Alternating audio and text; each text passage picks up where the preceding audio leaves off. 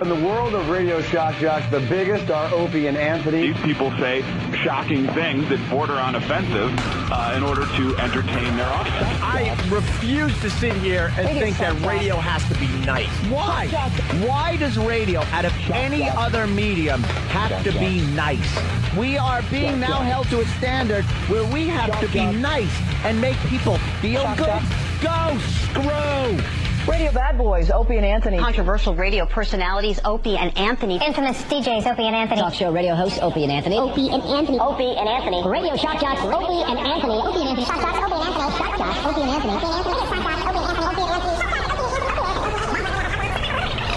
Opie and Anthony striking again. I sat with some of the greatest gangsters in the world. John Gotti, Sam Gravano. And I went in there and said, John, you ever with me again, this is over. You hear? Now sit down. Opie and Anthony. I was amazed Guns N' Roses starting to blow up, and you didn't have guitars to play because you were pointing them off to get some dope. Yeah, I was a big fan of the age. Big fan. Opie and Anthony. This country went off the cliff, and it's just in free fall now. It's just a sick, it's disgust in my voice you're hearing. It's time for people to understand these are words. If you don't like them, turn the dial. But enough of this palaver. Let's get the show on the road.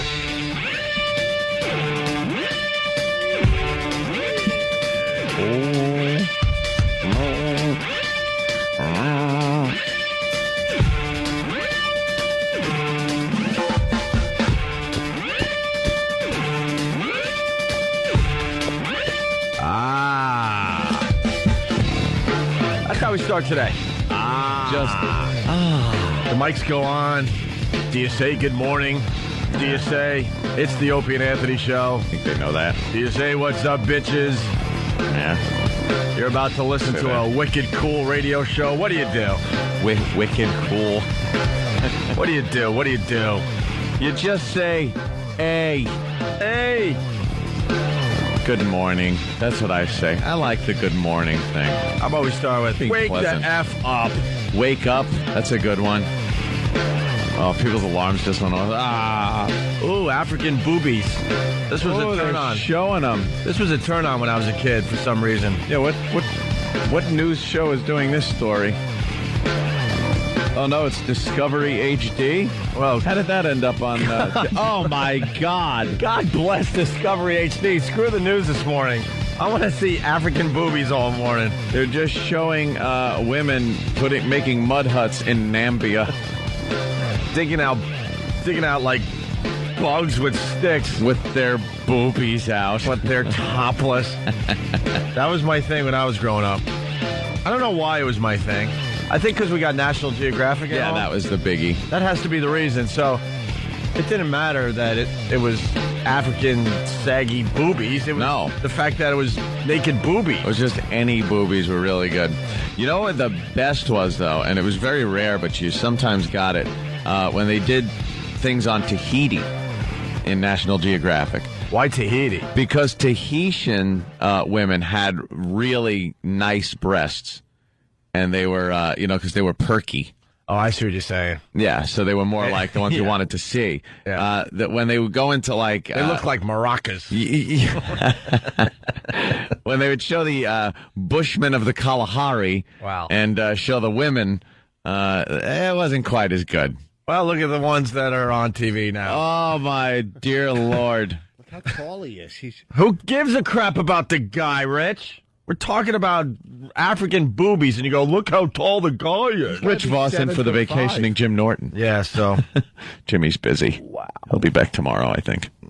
We haven't heard from Jimmy. Is he going to be back tomorrow? Because now there's rumors about Jimmy. Where's Jimmy? Where has he been? Oh, look at that. Oh, no. It looks like they have a dehydration problem in that country. Yeah. Wow. What happens? He's on Atkins. I don't care about the guy. He's on Atkins. That's funny. That is pretty funny, though. Oh, my God. Look, wait, that one girl has to be like 13. And she's already starting to have gravity take its toll. Why are they orange? They paint themselves up. Oh, do they? Yeah. And that's the mother? Doesn't she play tennis? No. No. They're trying to marry off. We will give her family 2 sheep. 2 sheep. And later a cow. For what? What do they get? For the bride. For her? Yeah, or for... The cow will be payment for any children born to her. They will be ours. And then they take them. Boy, Hold out for 2 you know something? Hey, that's a pretty good deal. Look at her. How about working on the wheel? Look at her, though, man. And what's up with the hair? I own that womb. I said, if it's a girl, she's mine. This is the mother talking. Yeah. We usually engage women at a very young age. Wow. So very good. I'm amazed that you're able to read. Pan that camera down. Oh, Jesus, look at that. Dude, she's packing, though. She's ample. Let's just put it this way. That gravity's a bitch, because you got the mother and you got the young daughter. And the young daughter, you get to see everything. Yeah. In the same shot, you don't get to see everything with the... No, she was out of frame. Right. They went out of the bottom of the frame of the television. God, you gotta love Discovery HD. Make sure this is on every morning. It is a good one. Well, as long as they're doing things on Africa. Sure. I can't tell if he's a Crip or a Blood.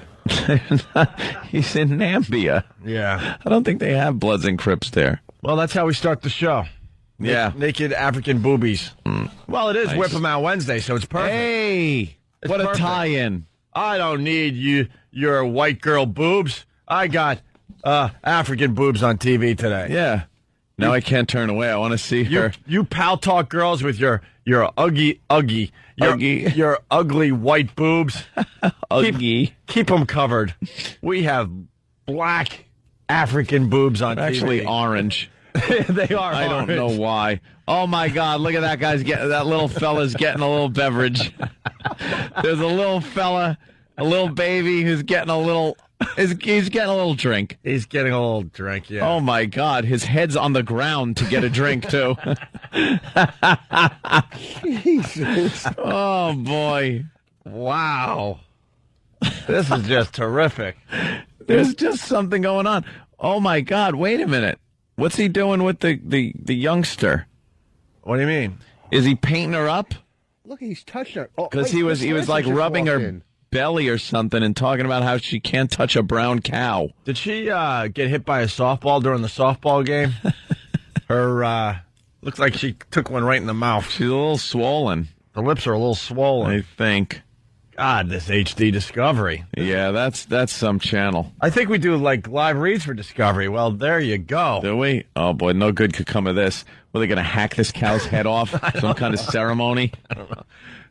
The best part is we live in the same world. This isn't like... This is not another planet? Wait a minute. I thought this was another planet. This isn't another planet. This isn't footage from like 40, 50 years ago. This was probably taped a month ago. Do you know we went to the moon? Yeah.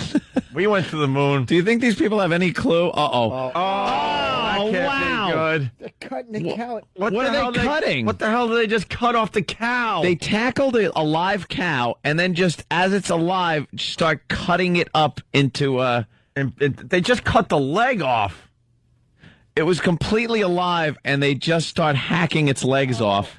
This isn't fun anymore. What happened to the boobies? Bring back the boobies. There is a whole nother world out there. You think they got cell phones? Yeah. You think they're rooting for the Pats to go undefeated this year? Of course. Who isn't? Oh, look at that cow. They're cut. Man First Wild just walked out of the cow. Now they're into the intestinal bag. And how about- They're poking. Oh, that's got to smell great. They just poke the intestinal sac. God, that's the This is how they tell the weather. Yeah. I don't know. It's like, because they seem to be. And tell that silly bastard to stand up straight. Why is he all crouched over with a stick? He's hunched over. He's hunched over pretty good. I don't think they have a doctor he can go to for osteoporosis. Looks like a Salvador Dali picture. Someone who owns black oxen will die. And he was able to tell this by reading the intestines of the one that they just killed. Wow. You must go to Pankot Palace. That's who he looks like. Oh, man, look at Huggy Bear's career. All right, well, This is so cool. Someone let us know when the boobies are back. Yeah. I don't. Oh, well, they're back. Oh, boobies! There's a woman carrying a bunch of stuff on her head, and wow. You got to give them the good posture. Down to her belt line. Yeah, but the posture is terrific. That actually helps gravity. If you saw in that car, Angela Jolie just left with her baby. Angela Jolie. Oh, my God. This woman's sitting and stirring something in a pot, and she better be careful lest her bosom end up in the pot. What happens? And why so quickly? Because they don't have the brassiere. Yeah, but if that one girl was 13, had to be. She was fine. No, they were already starting to she had to point toward the ground. She had to be more than 13. I don't think so. Well, they don't have bras in that country. Yeah, I know, but at 13, if there's a girl that doesn't wear a bra in this country at 13, it's still going to be pretty, First perky. of all, wow, look at this. They just instantly, oh, well, there's a brigade of them. Look at them. Just wandering around topless. You think it's a turn on for the men? No, not at all. Just because they're not, they're just wide open? Yeah, they don't care. I don't think they care. I don't think they care about bosoms. Look at that one. Oh, my God, that looked like the nose cone of a rocket. That looks like a Gemini capsule. Now they're crawling around on all fours and leaving handprints and 2 ruts in the sand.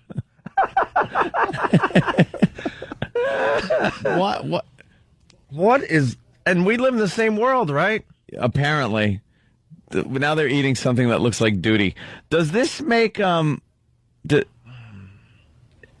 on it, but don't eat it? They're telling the girl. I think she's going to get what is she going to get married? Oh, she's getting married. Yeah, I think they're marrying her off to this dude, this gangster-looking guy. This guy? No, the gangster-looking guy. Oh, okay, that's the old guy. I think he's like a father.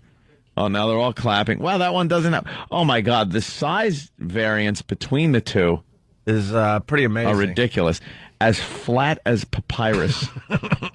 Keep panning down. Pan down. Oh, you pan that camera. Oh, that camera's got to pan a lot lower. You pan that camera down. Oh. Wow, I saw two sets of things in that shot. What's she doing? Feet and boobs. Oh, my God. That looks like... Now they're doing some kind of booby dance. Kind of wacky dance. Let's call it the booby dance. But we might as well. Oh, okay. Well, back to the huts at night, but wow. Whew, okay, that was fun. That's a great way to start the Opie and Anthony show. Certainly is. You're crazy. Look, there's nothing wrong with her. Well, doesn't seem happy though. No, she seems very sad. She hasn't cracked a smile once. How happy would you be without electricity and running water? She is miserable. They don't know any better. They don't know any better. Hey, it's Whip 'Em Out Wednesday on the Opie and Anthony Show. That's right. Yes. Our phone number is 877-212-O&A. You got O&A radio.com with the show rundowns. You got the Pal Talk cameras, and we're feeding the Discovery HD channel right now for everybody. Yeah. Is that legal? Screw it. Who knows? And there you go. That's how we begin the festivities today. Let's say hi to Brooklyn Ace. Brooklyn Ace, what's up? What's up, guys? Hey. I know you want to swap things around, like with days, so that people don't get things figured out. How about Jim Norton's out in L.A. interviewing with Adam Carolla or negotiating a new contract? Really? Yeah, that's actually what's happening. So you actually nailed it. Well. All right, thank you, Brooklyn Ace. Hey, Dance with the Stars. Yeah. It's over. Care? I don't know. I guess it gets really big ratings for some reason. Yeah, I don't know who's watching a dancing show. Who's watching that? We just did right there. Well, that's different times. If they put that on, I would watch all the time. Absolutely. We're just a messed up society, though. Why is that like completely acceptable to show like African women completely naked, not completely, but topless? Yeah, jumping around, cooking and stuff. But if you show like Playboy Playmates on the same channel, even right, that would be a problem. That would be a problem. That would be a big problem.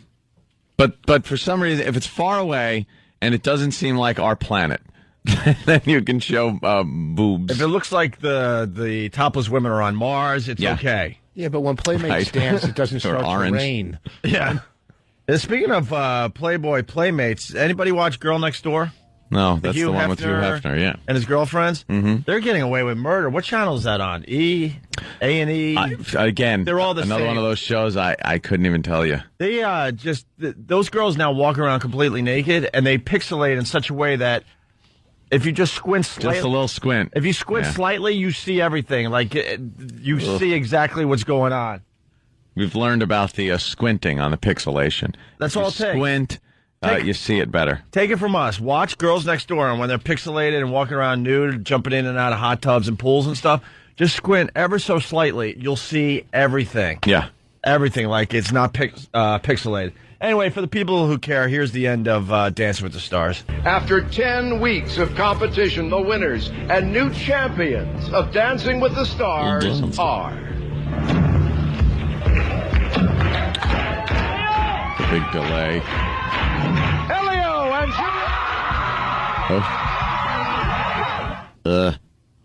Who? Who? Elio. Elio? Who's Elio? Who? Than? Elio? Did somebody watch this show? No, it's I could care less. Oh my God, could I care less? We pride ourselves in knowing a little bit about pop culture. Actually, a lot about pop culture.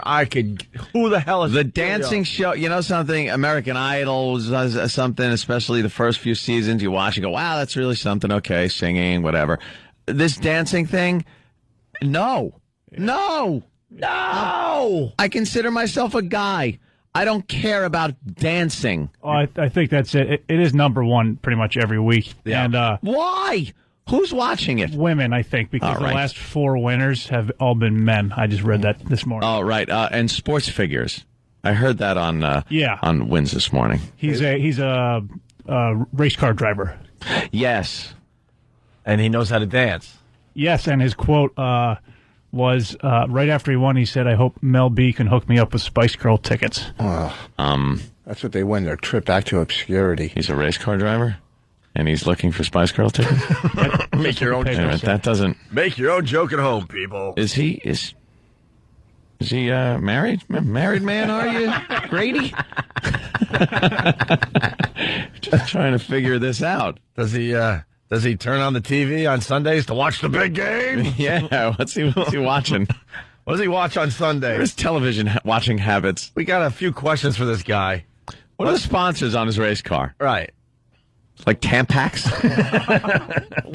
What kind of TV does the guy watch? We know what he listens to. He likes Spice Girls. He likes to dance. He likes to dance. Yeah. All right. Well, good for you. Good for the show. Blah blah blah. Is it the Massengill Chevy? Is that what he's driving? When they refuel it, do they just pick up a big douche and pour in the fuel? Right as I was typing his name into Google, it's funny. The first, how it suggests things? Uh-huh. The first 2 things that come up are wife and married. So I guess a lot of people are curious. Oh, a lot of people were kind of curious. Really? Hey, is he married? I think the Google trend today is going to have a question mark. Yeah. Helio, is he? Or isn't he? Or isn't he? Google search time. Wow, we can make that happen today. Yeah. Just put in Helio, Helio. Uh-huh. Is he or isn't he? In Google. That's all we want from you guys today. Let's see if we can make that number 1. Hey, let's say hi to, no, we don't want that one. We want this one. Brian, North Carolina. What's up, buddy? What's going on, guys? Hey. Hey, you were just talking about how the girls from next door are hot and they're almost naked. Yeah. You got to see some of the way these girls on that Dancing with the Stars dress. The girl that was with Helio? Yep. Unbelievable. Yeah, but it's dancing. They're in a dance studio and stuff. Dancing. Dude, how long do you watch these unbelievable girls on Dancing with the Stars?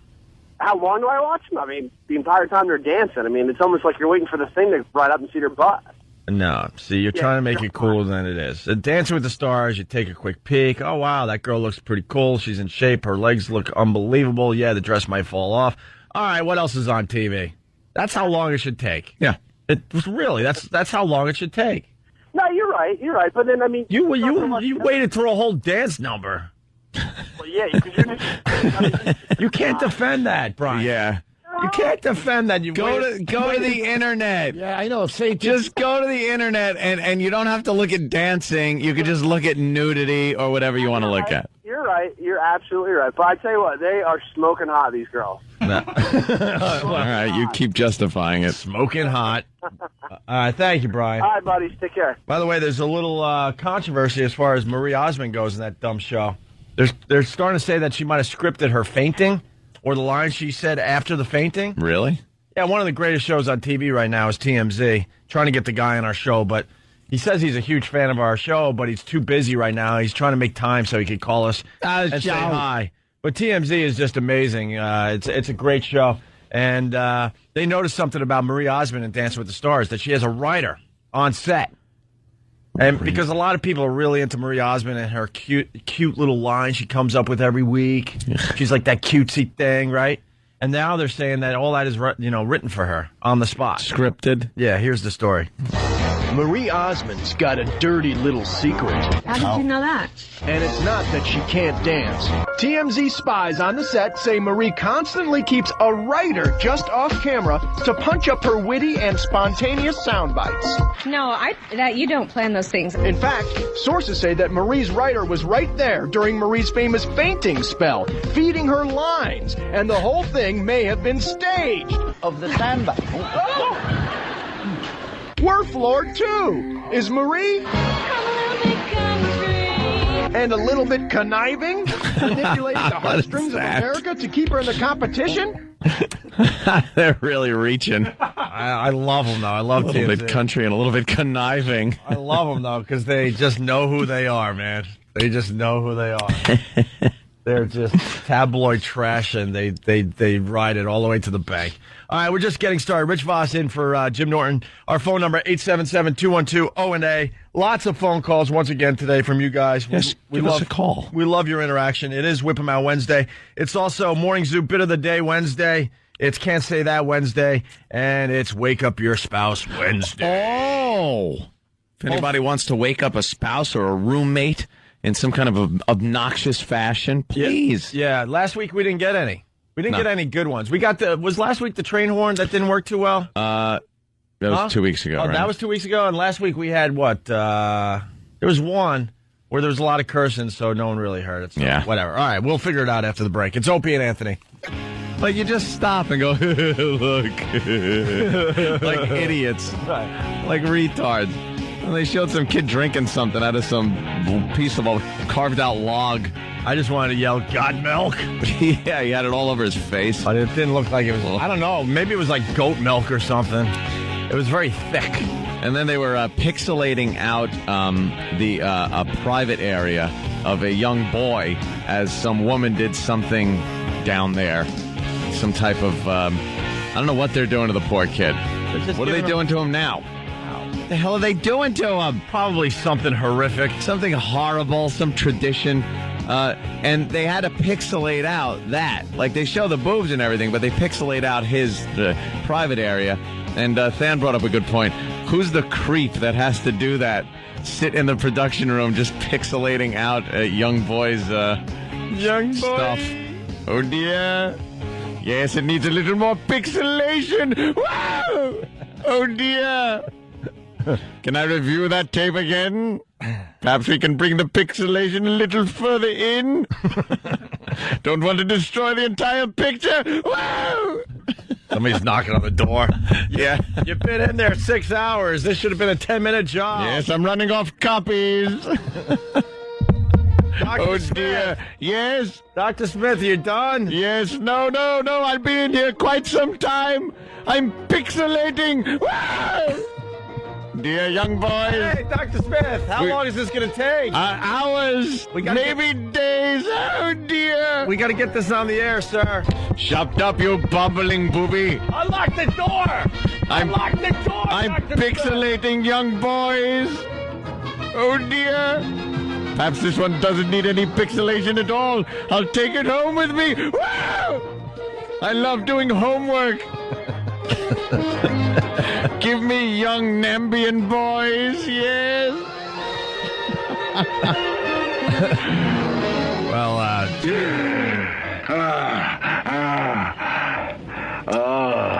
Oh dear! Oh dear! yeah. Jimmy's not here, so I gotta read this for Jimmy. Bird in Philly writes, that kid doesn't just like the milk. He loves it! Hey, let's say hi to Sean. Sean, you're on the Opie and Anthony show. Morning, boys. Good morning, Sean. TMZ reported Marie Osmond's dirty little secret was scripted lines. Yep. Did anybody remember the show from the 70s with her and her brother Donnie? I was 20 before I realized those two weren't married. My God, they were sick. Yeah, there was sort of this incestuous little undertone to that program. I liked what it said on the phone screen there. He wanted to just say that Marie and Donnie Osmond are weirdos.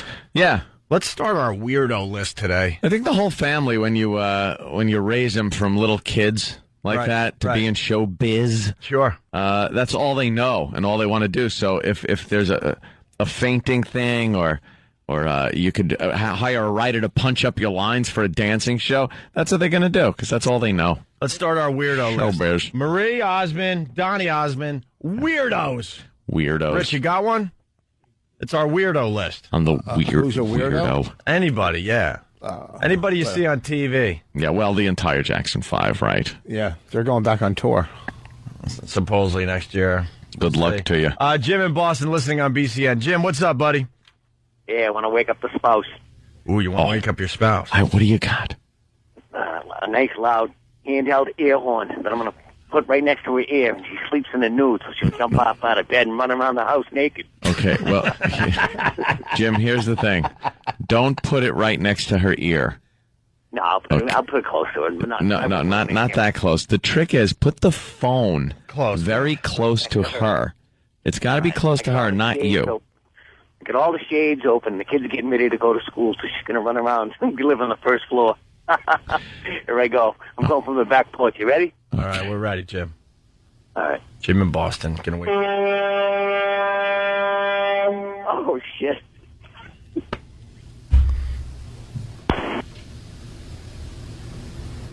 Yeah. And scene. And nothing. And that guy sucked. I don't think he was waking up anybody. That's why I don't think so. No. And then he panicked and cursed. So they had to dump out. Then he hangs up the phone before we got the reaction of his wife. Because there was no wife, was there? Of course there wasn't. It was a young Nambian boy. With a new horn. Yeah. Let's say good afternoon to Cleveland. Kurt? Hey, how you doing, man? You're not making Boston happy today. King James beat the Celtics last night, huh? 38 points, was it? LeBron James is an ass. You don't like LeBron? Why? I thought you had to like LeBron James if you lived in Cleveland. Yeah, until you show up to an Indians playoff game with a Yankee hat on. Oh, you guys haven't forgotten that one, huh? Boy. I'm probably one of only, 700,000 that feel that way, but oh well, screw him. Yeah, I don't understand that. Like, LeBron James said he's been a Yankee fan his entire life. That's fine, whatever. But to show up at an Indians home game for the playoffs with a Yankee hat on, that is a little tough to handle, I think. That's what happens when you give a boy millions of dollars instead of letting him go to college. You don't learn how to be real and be a man. At least when Tom Brady wore his Yankee hat down here in New York, it was off season. Yeah. And he can do no wrong. Sure. You guys talking about weirdos and Marie Osmond and all that stuff. Right. I can't remember exactly where I saw it, but I'm going to go try to look it up on YouTube today. A few years back, I saw an interview with Donnie Osmond, and one of the things that he talked about, which I cannot understand, is he said that never in his life has he given or received oral sex because it's just not something he believes in. It's not part of his belief system? Well, whether he believes in it or not, it's happening. Yeah. I don't believe in it. Really? It's going on. As far as religion, it's real. As far as religion goes, I've decided, last night I decided this actually. I'm a free agent. You're a free agent as far as religion? Yeah, I'm a How free do you agent. do that? Kind of like that whole sports thing we were talking about a few weeks ago, being a free agent. Yeah. Why do you have to follow your home team year after year after year when they're not dedicated to you, the fan. They're always changing their team up every single year. So why can't you, as a fan, change up your favorite team? True. Well, what give you to lure you in as a free agent? Huh? How does a religion? What are they going to give you to lure you in to become? Free agent? They got to offer you something. I was reading Sully's book last night. The Paths We Choose, I believe, is the name. Sully, of course, the lead singer of Godsmack. He sent some books down and autographed them and stuff, and it's a great read, by the way. We really should get him on the show to talk about his book. It's pretty amazing. He had a real rough life. Real rough life growing up. Yeah, in Lawrence, and where else was he? All over the place. In what way? And then he moved down to Fayetteville. Running with bad boys on the streets and getting into all sorts of fights. A bad crowd. Bad crowd, drugs, alcohol, you name it. I bet he had that chip on his shoulder that guys, of his stature have. What do you Probably. mean? What? Well, he's not the tallest guy. Well, he knows how to fight, though. Well, that's just it. And a lot of fighting stories in this book. Yeah.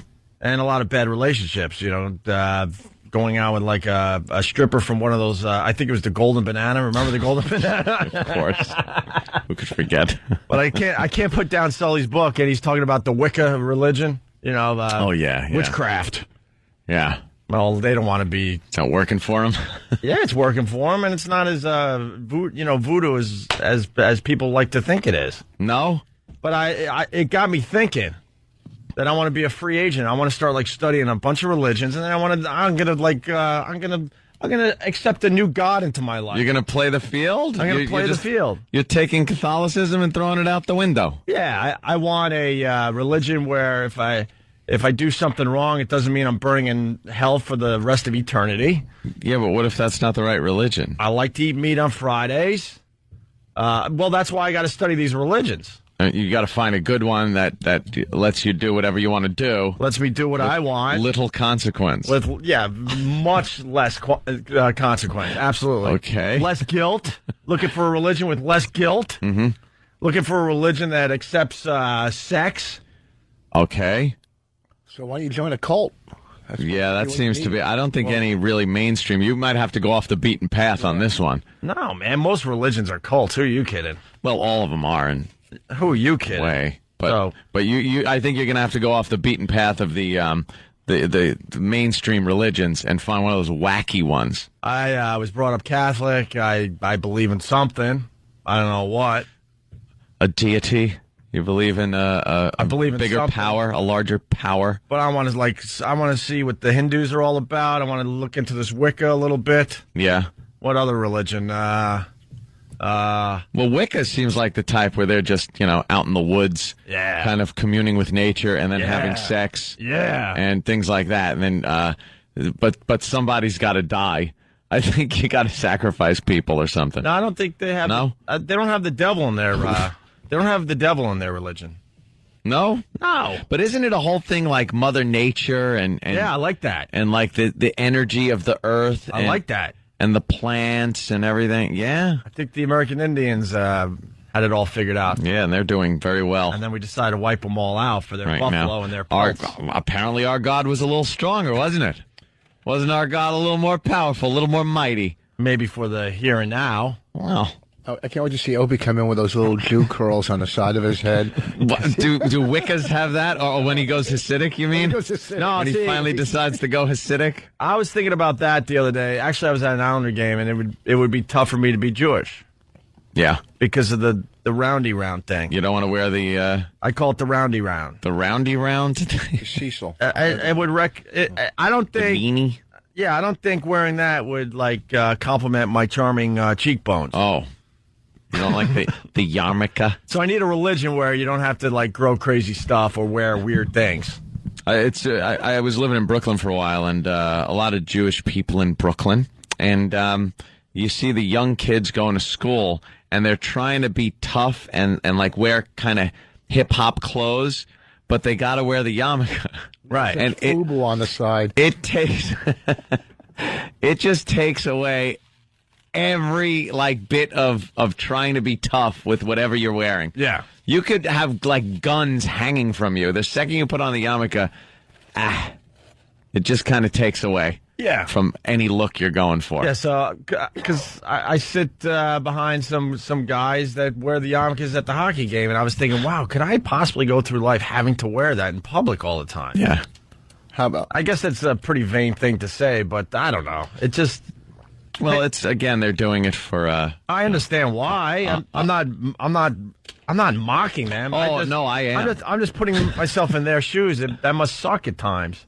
Yeah. I've seen them blow off their head, and it's in the middle of traffic, and they got to get chasing it down the street like a hubcap. And there's like I think there's like a 5-second rule, like there is with food. You got to pick it up within 5 seconds, or something horrific's going to happen to you in the afterlife. The wind catches it and it's just rolling down the street on its edge, and you got 5 seconds to pick it up. I think 5-second rule. So I don't want to be a Jew. I don't think I want to be Catholic anymore, or any of those offshoots of Catholicism, like Protestant. Yeah, they got like those offshoots where they're like Lutheran. We like the idea, but we don't like this. This is we're going to take this out, this out, this out. We'll call it something else. Episcopalian, whatever that one is. Baptist. You want to be a Baptist? Baptist is pretty cool. Where you just and you're in the church. And they know how to have fun. And, I like that. Yeah. Why couldn't we start our own religion where, like, the Baptist thing? I've been to a few Baptist ceremonies and services. Have you? Yeah, I have. When? Huh? When the hell were you at a Baptist ceremony? A few times, man. I check out stuff. That must have just... Dude, they're hollering and singing and woo! Their hands are shaking in the air. Yeah, this is it right here. That must have looked like Here's Waldo. Oh, yeah, I've been in a Baptist church. Dude, you haven't lived till you've been in a Baptist church. This is pretty much what happens every Sunday. When did you go to a Baptist church and why? I went to a Baptist church in Boston. Oh, wait a minute. I did. Did you go to the Baptist breakfast at the not the Hard Rock? That's not church, that's brunch. It was brunch. That's at the House of Blues. At the House of Blues. Yeah. That's as close as I've ever been to a Baptist breakfast. I've been to a couple Baptist churches, and they are singing and dancing. And did you go with Black Earl? There's this positive energy. F Black Girl. Positive energy, hands in the air. Just singing and dancing. Playing with snakes. Oh, yeah. Snakes? Oh, no, that was a whole nother... That was when I was down south, like just wandering the earth. I forgot about that one. I don't know. I've never been to a Baptist. There's some great churches out there to check out. So I want a little Baptist because they know how to have fun on Sundays. Uh-huh. They don't speak in monotone like the Catholic faith every Sunday. Oh, Lord Jesus. I like when they go forever and ever. It's like, why do you gotta sing? And it's all creepy. Because he'll be talking. He'll be like, and if we study the words of Jesus Christ, you will see that there is nothing but love in his word. What? What is this, a musical number? Yeah. What are the Jets going to come out and start snapping? I know some of the singing to you.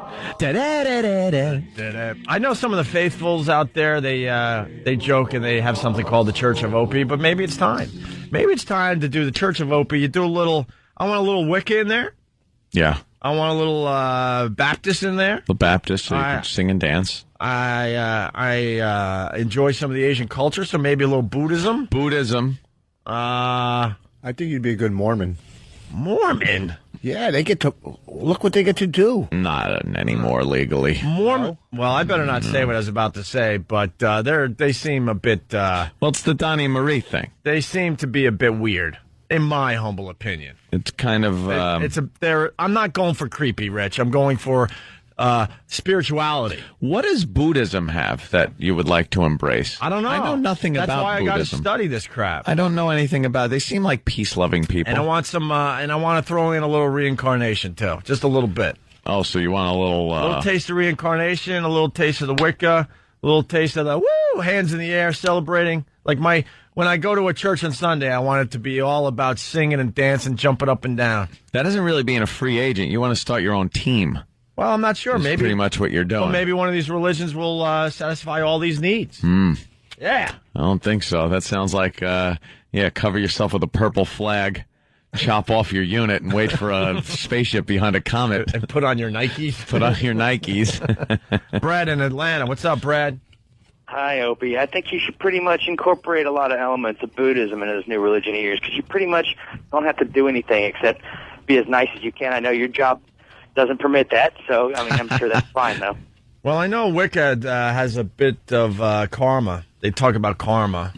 Yeah, Buddhism does too, pretty much. Boy. You're going to be reincarnated after you die, and depending on how cool you are is the level, whether you'll go up or down. I've done a lot of horrific things in my radio career, but I've also made a lot of people happy. So I'm thinking the karma might kind of balance out in the end, I'm hoping. Yeah.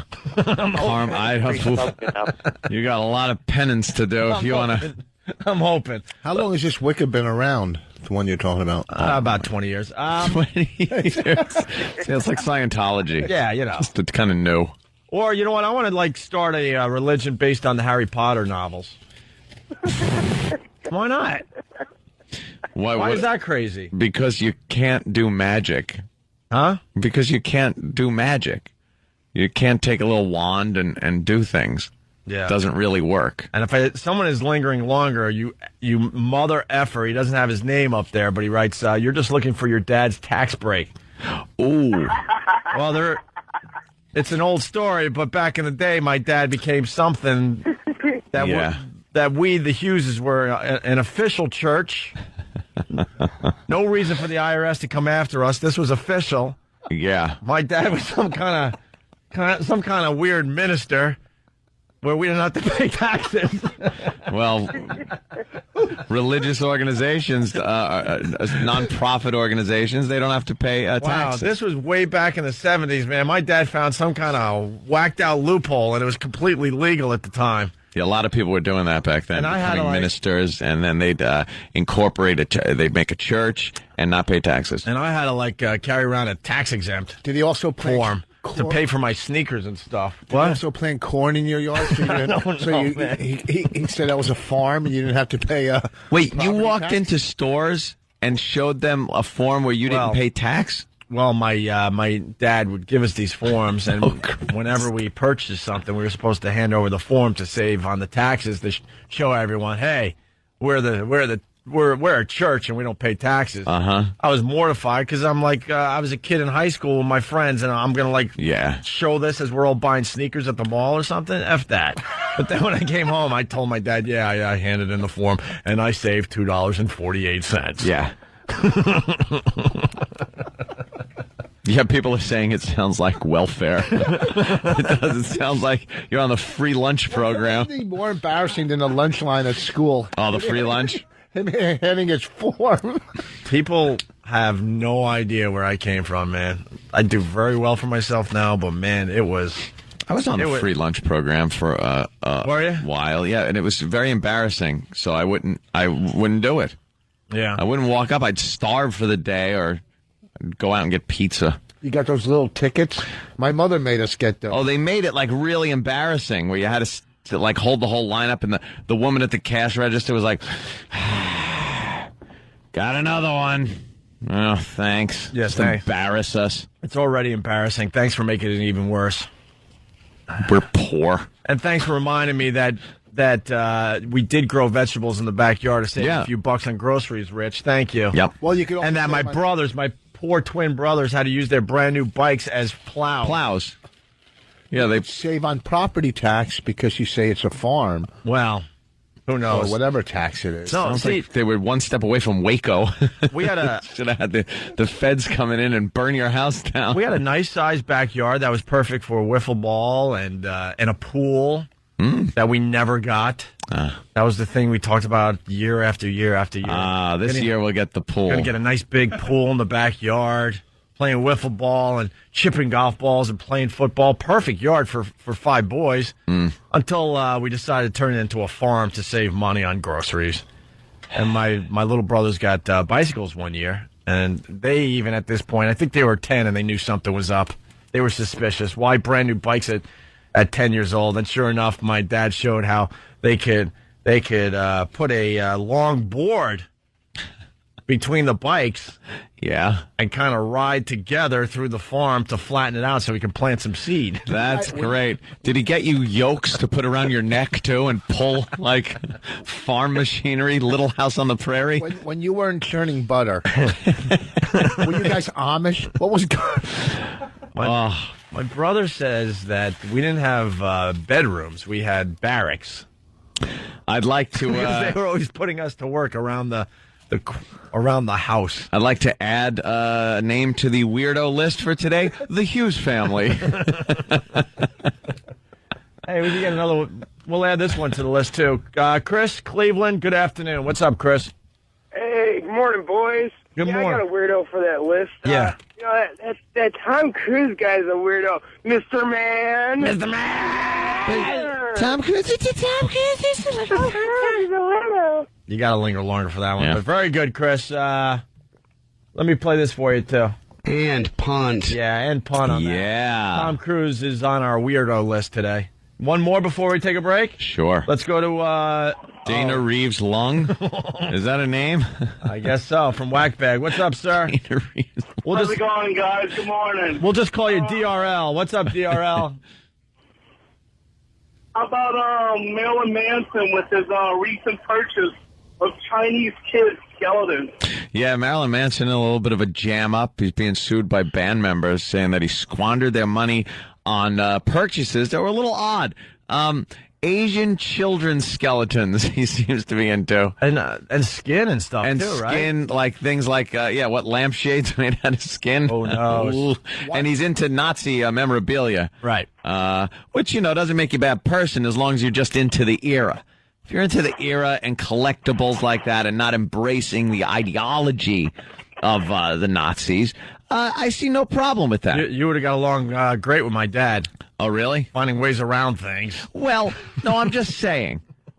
Like, my uncle over Thanksgiving showed me a beautiful knife. Uh-huh. And it had, a swastika and SS symbols emblazoned upon them.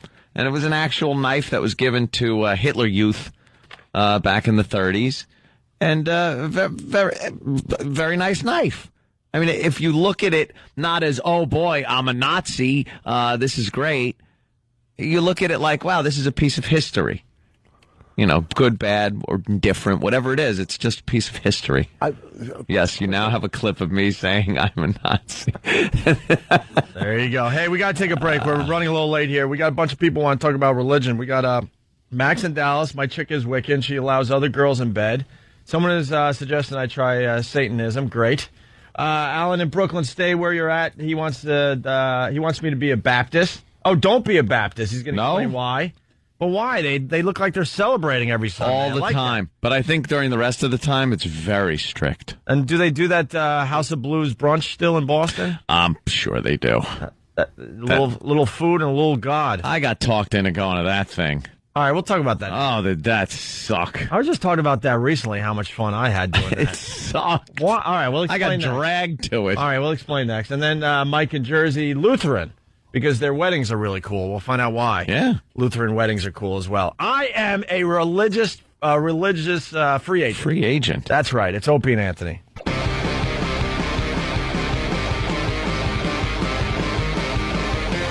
You're checking out the Opie and Anthony Show. Rich Voss in for Jim Norton today. And Rich is going to be at Wisecrackers in Scranton, Pennsylvania, Friday and Saturday night. Right, Rich? Yep. 866-424-2411 if you're in the area and you want to see Rich Voss. And there's someone on the line. Just want to acknowledge this, Rich. Matt in Jersey. Voss killed Saturday. Oh, thanks, Matt. Rich is great on a comedy stage. Thank you. Okay on the radio. Great. Oh. No. I'm just effing with you. The thing you were talking about. Yeah. You're right, because, my family, we were like the black sheep. Nobody liked us. But when we'd have, a Seder at my uncle's house, my brother and I would go there, and we wouldn't have yarmulkes. We were just, trash. Wow, you were the tough guys. And so he had the yarmulkes for his family, and they were all embroidered and beautiful yarmulkes. And then, he had, just in case of emergency yarmulkes, he'd give us 2 little black pieces of linen or whatever just to put on our heads. And it was we're sitting around with like just crap yarmulkes when all my cousins have like the best looking yarmulkes. Is that like a big thing? Is that like a status symbol if you got a really good yarmulke or like the crappy like store bought little yarmulke? And what makes a best looking yarmulke? Well, it's got nice embroidery. You ever see the embroidered ones that have like little sayings on them? Yeah. You know, Hebrew writings, whatnot. Yeah, those are the good ones. Those are the good ones. Are Jews supposed to keep like yarmulkes in the house just in case of emergency? Well, you never know when like a Dixie rabbi's cups gonna drop in or something. It's like the Dixie cup version of the yarmulke. You just kind of pull it out of a dispenser and throw it at somebody. You put that on. I have two in my drawer. One, a nice satin one, in my dresser drawer that I've never used, but I have them because I don't know. Even if you never know when a Jew's going to drop by. Yeah, right. Let's get. And where are you guys at with like corporate logos? They should just start selling advertising space on those things. I'm actually being serious. Is that against the religion? I'm not really up on. Or no one's brave enough to give it a try. Like, I got a good idea. Nike. We want to start a youth movement. Why don't we have corporate logos on the yarmulkes? Yeah, Citibank, things like that. Band logo, something. Well, I'm being serious. Is that like frowned upon? Is that like what are you talking about stuff? I would think I don't know. Bringing blatant commercialism into the religion bad, like that right? probably, they'd probably frown upon that. Hey, the elders. Let's say hi to Alan in Brooklyn. Alan, what's up? Hey, Opie, listen, I got to warn you. Do not be a Baptist. Anthony was totally right. Now, if you're a black Baptist, it's fine because you get to dance and do stuff. But if you're a white conservative Baptist, you can't drink, you can't smoke, nothing. I was in therapy for 12 years because of that. No, I want to be a black Baptist. Well, that's fine. How could you be a black Baptist? I don't know. I've been in a Baptist church. Black people like hollering and dancing and their hands in the air like they just don't care. Yeah. Yeah, but then I want to be that type of Baptist. You ever see the movies then? They go home and they're very strict with their grandchildren. I've seen it. And they dunk you in water. They don't let them go out. Are you getting your knowledge from movies? From Boys in the Hood. From Boys in the Hood. All and right. Menace to Society. Or Little Rascals. They dunked the kids. Little Rascals. Yeah, remember when he spanking them? Were camping and they walked on the bathroom. Oh, right, yeah. Dunking them. And they were very scared. That was. All right. Thank you, Alan. Opie walking. Let's go to Mike in Jersey. Mike, why are Lutheran weddings cool? Oh, there are a lot of amens and hallelujahs and talking about the meat you're going to eat and stuff like that. It doesn't sound very fun. Yeah, you said Lutheran weddings are cool. The ceremonies That's are cool. short, too. I mean, huge. Can't wait to get to the drink. Well, that's good. There's nothing worse than a Catholic wedding ceremony. Holy mother. Half hour and it's done. And he For hours you're sitting there. drinking. And you know what's good about Lutheran? They're the only ones that had a cartoon. They had that Davy and Goliath in the morning. Oh, they did. That was the Lutheran church. Yeah, they had a cartoon. All right, look, any religion that believes in talking dogs, I'm out. So let's cross Lutheran off the list. I can't be like that. No. Hey, wait. Everything was about God, Davy. No, that's whatever problem it was. The father would always at the end go, "God made that cotter pin slip out of your go-kart wheel, Davy." Oh, now I get it. It's like just guilt the hell out of the kids, right? With God. That's what people do now. They guilt you when you're young. God will punish you. Everybody grows up with a fear of God. Well, that's what you're supposed to have. That's why I'm a free agent. Less guilt. That's the number one thing I'm looking for. Less guilt and less fear. 12-step program is what you need because it's a God of your choice. That's what it is. It's a God of your choice. It's spiritual. So you could choose. You could say, He-Man, Master of the Universe, is my God. But Captain Morgan. He could be your God. I don't think that works. Not Captain Morgan. With the 12 steps. But Captain Morgan. I would write that down because it's a God I'm of going to your write choice. that down. Hey, we got Sam in studio. He knows a little bit about the commercialization of yarmulkes. What's up there, Sam? Yeah, they're already doing that with yarmulkes. When I was younger, I went to a bar mitzvah, and there were kids with, like, Batman yarmulkes on. Like they were Batman yarmulkes? Literally had the black and yellow Batman symbol on, like, a blue yarmulke. That was a bar mitzvah. How That was a about party, that? right? I guess. Do they have party? So is that you were wearing a party hat? No, I was. It's not my yarmulke. No, it was a yarmulke party hat. I guess so. Pretty much. Yeah. Are you? Is he Jewish? No, he's Baptist. Yeah, he's so Baptist. Actually, Look at I'm him. Baptist. Are you? Yeah. Of course you Holy are. geez, another hint comes out. Of course you are. You're Baptist? Yeah. So do they sing in the church? No, I'm not. I never went to a church like that, but in the South they do. My grandfather was your grandpappy. Yeah, he was a Southern Baptist minister, not in a singing church. Really? Yeah. Did he make you take your bicycle and plow the backyard? No. You are so black. When do you admit you're black? Well, he was a white Southern Baptist minister. Sure he was. We want to call the Guinness Book of World Records. We have found the whitest black guy. He's right here every morning with us. Everything about you is black except for one thing. You're not black. Yeah. But everything about you is. And he's in the middle of Afro Wars. The Afro's starting to grow out, the white man Afro. There's not a hint of straight hair in there, man. No, that is really like kinky. You got like very tight curls. Yeah, that's You are the whitest black guy in America. Yeah. Right here, right in front of us.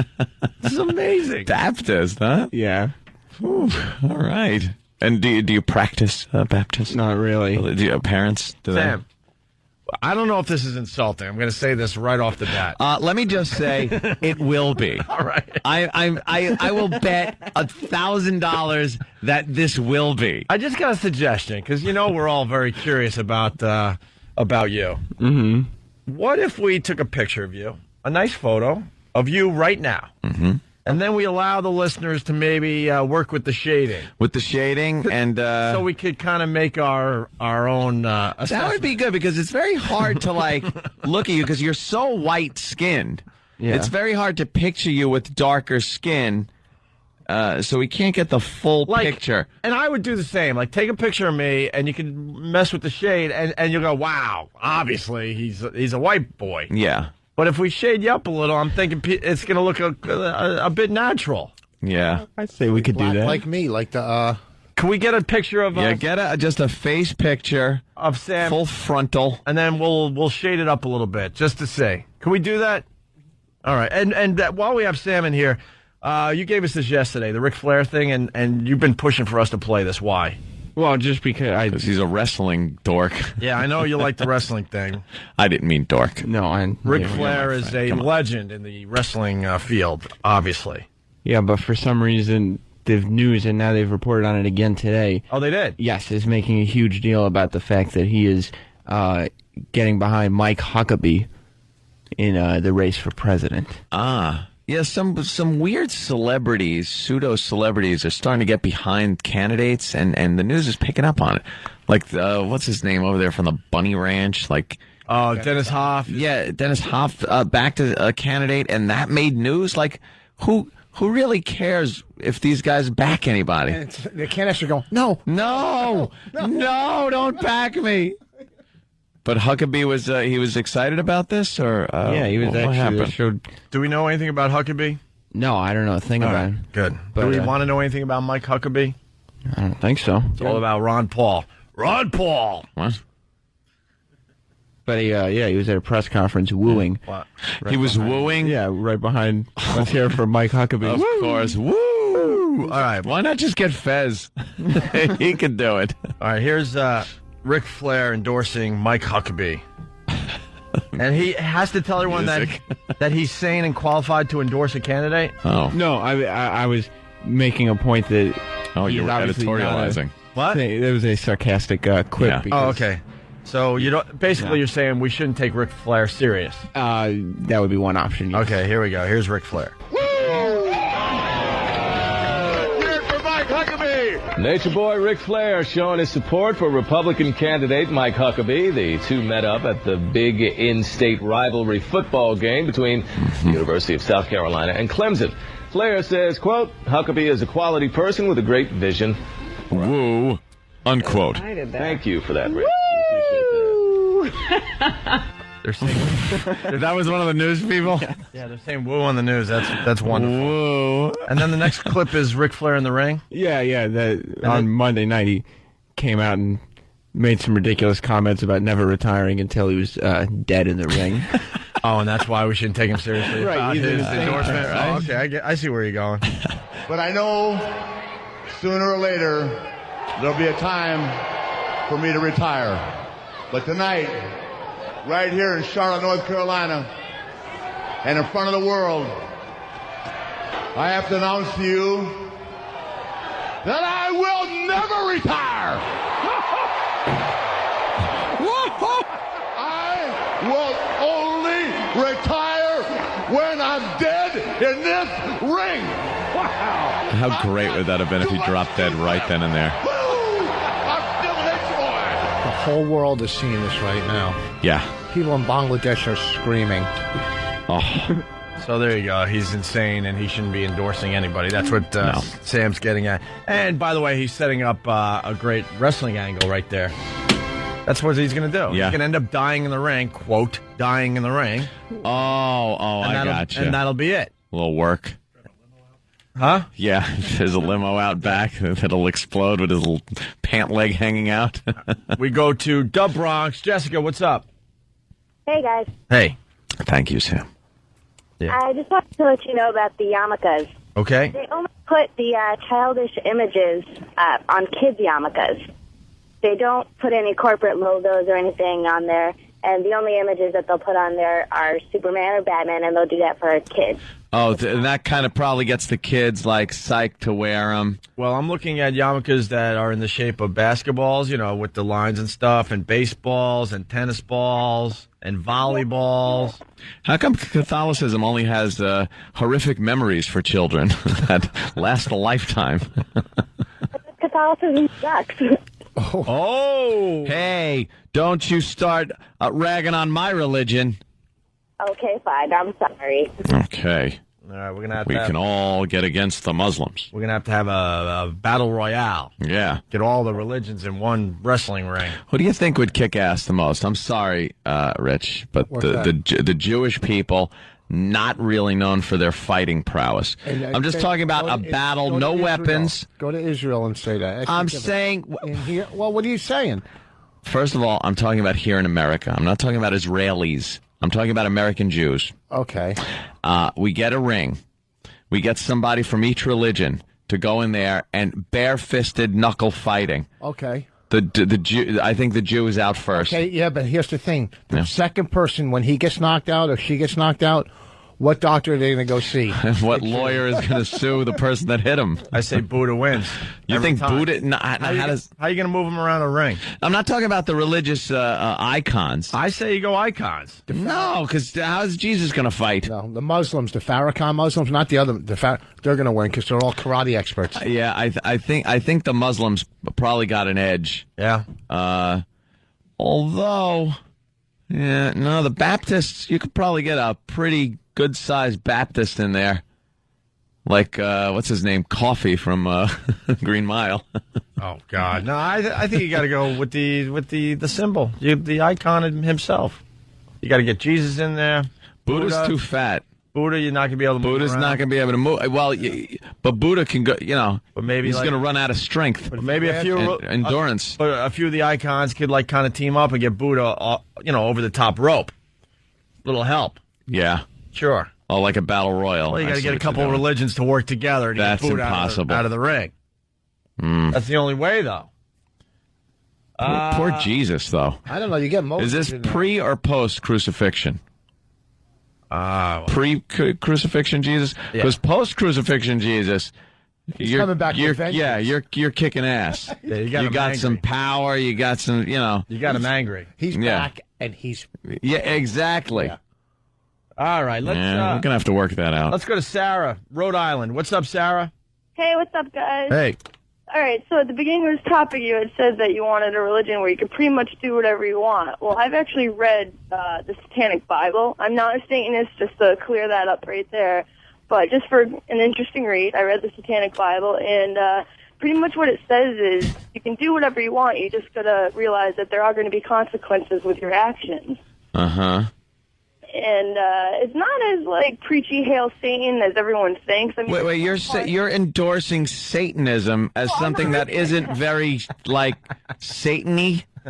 Well, it's not really like what everyone thinks it is. It's not all about, like, let's cut ourselves and, like, do some sort of weird ritual. Well, what the hell is it? You're praying to Satan. Yeah, but they get to wear logos. I don't pray. Well, I mean you being the general you, if, stick with me here. It's pretty much just being for yourself and doing things for yourself, taking care of yourself because no one's going to take care of you. Isn't that like an atheist? Yeah, I suppose. Yeah. But where does Satan come in? How does Satan help you? Like God, you supposedly, you pray to him and your prayers might get answered. With Satan, do you pray to Satan if you're a Satanist? I'm sure you could, but I think it's more you just do everything for yourself and just do what you want. Just realize that there are going to be consequences for your actions. But that's just going through life. That doesn't sound like Satan's helping you. If I'm going to pray to Satan, I want fire to be able to shoot out of my eyes, and I want to be able to do like some evil magic. Yeah, exactly. I want this music to follow me everywhere. Yeah. And then when it all ends and you die, of course your soul is going to burn for eternity, and you'll be in eternal hell, and it'll suck. But during the time you're alive and praying to Satan, you should be able to just kick ass with magic. No more road rage for you, Ant. Oh, hell no. I wave my hand, the car flies off the road. That's right. Bursts into flames, the whole family dies. That's right. And I drive on, knowing that I am cursed for all eternity when it ends. But in the meantime, you're having a blast. You're praying to Satan. You're just driving and walking all over New York City with this music following you? Yeah. Who's going to mess with you, man? No one. A long, black, flowing leather that moves in slow motion for some reason in the wind. Yeah. And you could just look at somebody and they shrivel to the ground. That's Satanism. You never would have to wait on another line. No lines. One wave of the hand and everyone drops dead and blows away into dust. That's if they don't move ahead of time. They see you coming. They're just letting you go right up to the register. Pure evil. I don't care. Pure evil. Pure evil. Not, what are you talking about? Well, you do things for yourself. Right. No, I want pentagrams. I want sacrifices. I want evil, fire, lightning, brimstone, all that fun stuff. And lots of unprotected sex. Unprotected sex. With concubines. Yes. Bring on the concubines. More concubines. Just sex and evilness. Oh, biting. Sex on altars. Blood. Wow, I'm kind of liking this. This sounds cool. I'm getting my info. Damn. I'm getting my info from the Devil's Advocate or whatever that movie was called. Oh, I'll live out those dreams that I have when I realize I'm dreaming and I just ravage anyone near me. They tell you about that one, Rich? When I'm dreaming and I know I'm in a dream, you ever have that happen? Yeah. The first thing I do is just grab girls and start ravaging them in my dream because I know it's a dream and I'm not going to get in trouble. That is what Satanism is about, really doing it. And then if the cops come, you wave your hand and the police cars just explode and you walk away in slow motion. Yeah, there you go. Hey, we can't get to all these calls. Christian in Jersey. That version of Satanism stunk. Yours is pretty. That? Mine kicks ass. Yours is pretty cool. You're having sex. You're killing people. Her version is what goes around comes around. Yeah. Ooh. Satan was laughing at her. No. Satan was just smiling when I was talking right there. He's going, yeah, that's what it's about. I like this kid. Someone got my lesson. And I say kid because Satan is like 10,000 years old. Someone was paying attention in school. Yeah. Christian from Jersey, Muslims would win, suicide bombers. And then you got... Can't bring that into the ring. What do you think this is? Baptists would win because they're packing. Packing some heat. But that Jesus thing, when he comes back, though, he'll be easy to poke in the eye. You know, he goes to block and he's got... Oh, Jesus. Hey, don't make fun of our guy, man. Don't make fun of our Lord and Savior. That's not funny now. Now, I'm saying what the fight is. You went too far. That's not funny. Too far. Let's go to Steve in New York. Steve, what's up? What's up, bro? Hey, Hi. But I think that, honestly, you should be an atheist. I mean, if you look at the Christian religion, check this out. Michelangelo painted the picture of Christ, right? Yeah. Michelangelo was a homo. That's where you get all the... That's where you Who get says Michelangelo was a, as you put it, homo? How did we know he was a homo?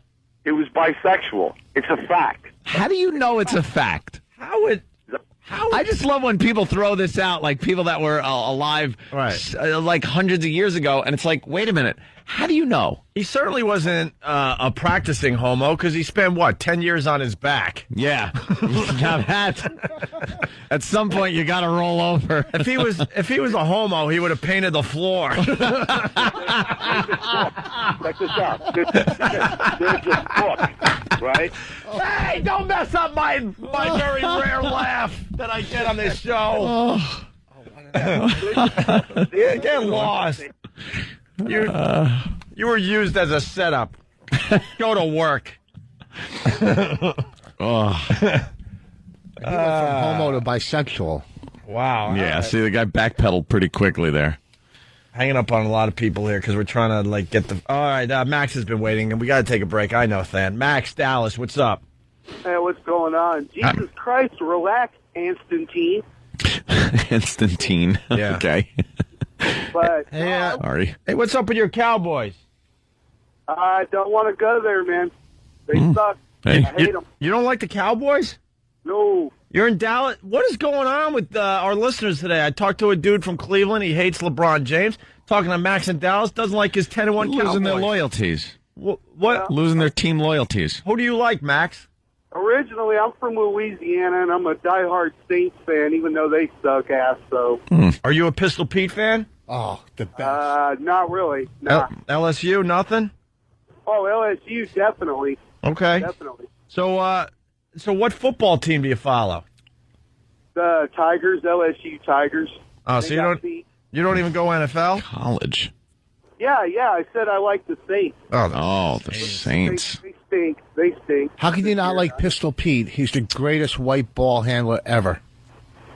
I don't know. I just never. Why do you have to say the greatest white ball handler? Yeah, Rich. Because that's You're my scared religion. to insult people? It's your religion, white. He's probably one of the greatest ball handlers of all time. I have his rookie card. Even You're the right. brothers admit that they got a lot of moves from Apparently Pistol Pete. Michelangelo was. He loved it. I don't know. Well, you got the Packers and Cowboys tomorrow night, both 10-1. That's why I brought that up. But whatever. Max, what do you got? Anyhow, my girl's a Wiccan, and it's great, man, because if you want to get tattoos, you can get tattoos. She's brought other girls into the bed. They do this deal where they, do this commune with nature, and they go out in the backyard and they get nude, Sounds like one of those HBO things. Yeah. Oh, we didn't talk about House of Blues Baptist. Oh, yeah. What was it called? The Baptist brunch. No, what was it called? Whatever. So that's why I should be Wiccan? Well, Sounds like the chicks are pretty wild. Yeah, but I don't need the extra girls in bed. It sounds like deadhead chicks. I like deadhead chicks. They're like deadhead chicks. I used to love deadhead and chicks. it's a religion. So you think they're Wiccan? Yeah, I think like hairy armpits, hairy legs. I like deadhead chicks. They weren't all freaking hairy armpits. No, every single one of them. No. Yes, everyone. I remember seeing it. No. Everyone. But I don't know if I could do the nude thing in the woods. Nude in the woods? I don't know if I could do that. Not with any other guys. Tell you that much. No. But if there's just nude women and you're like, hey, ladies, you just stumble upon, I was just collecting wood. Yeah. Well, time to pray to our wink, Lord. wink. Hold on a minute. I'll be ready to pray to our Lord in a minute. Disrobing.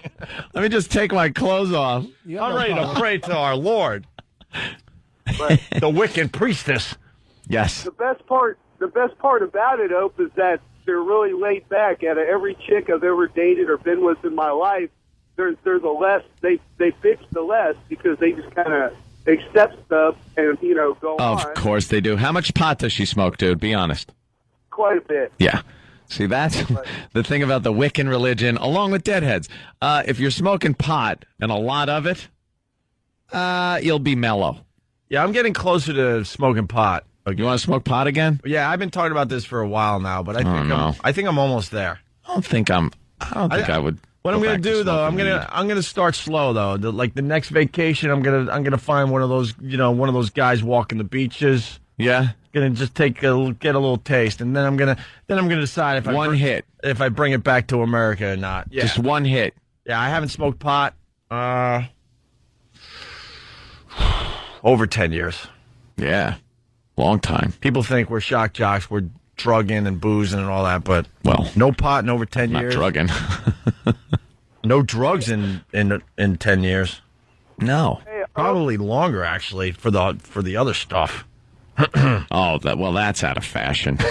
that stuff went out in the 80s, believe me. Alcohol is the oldest known drug to man. Oh, shut up. Of course it is. Okay, give us your 12-step program. He might be involved in it, so calm down. Yeah, I want 11 steps to lead right up to an open window. That's what I want for you, Rich. All right, thank you, Max. All right, man. Take it easy. Hey, our own butcher wants to donate his gas mask bong to me. Nice. Wow. You can't start off smoking pot again after 10 years with a gas mask bong. You gotta take one hit off a joint and put it out and sit there a little while and absorb it in and figure how this is feeling. You don't go right to the gas mask bong. Dude, I was we gotta take a break, but man, I was really into this girl in college. And I used to get high with her and her friends, and they did the gas mask bong. And I never got anything accomplished. How could you? Out of our freaking minds. Do you have that glass carburetor that went 4 feet long and someone would hold the end? Oh, yeah. Where it took 2 people to work the bong. Oh, yeah. The carburetor. Hold down the carburetor. Okay, let it go. You clear the tube and just be so high you couldn't even think. We had the hardcore pot smokers in my fraternity where they named their bongs. Yeah. You're not a pothead until you've named your bong. And you got to give it a funny name. Oh, yeah. A funny name. What was the one? Billy Bong Thornton? Was that one? I can't remember, man. These guys all named their bongs, and I can't remember the names for the life of me. Maybe some figs are out there that can help me out on instant feedback or something. You had the guy in the neighborhood that made them out of bamboo and started selling them to everybody? All that crap, yeah, Rich.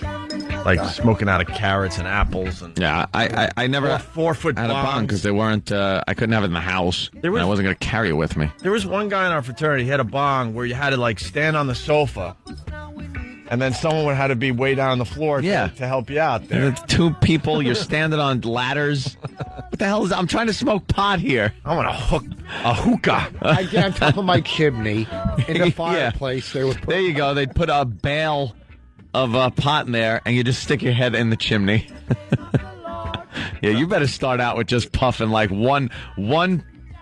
hit. I think I might just do a little taste next time I'm on one of those beach vacations. Let it maybe collect in your mouth and blow it out your nose and see if any blood cells pick it up that way. Yeah. I don't even think you should inhale it first. Just let Rogan breathe on you. That's true, yeah. All right, we got to take a break. We're real late. I don't even know what the F we're doing today, but I know we're having fun. I like yapping. Nothing in particular. Yeah, we're yapping. We got to talk about that brunch and why you hated it back in the day. Yeah, well, I hated it because I was dragged to it by the ex and the mother-in-law, I believe, when we went. I wasn't that happy either back in the day, but I enjoyed what was it called? It was bar tab was $650. Jesus. All right, it's Opie and Anthony. We'll continue.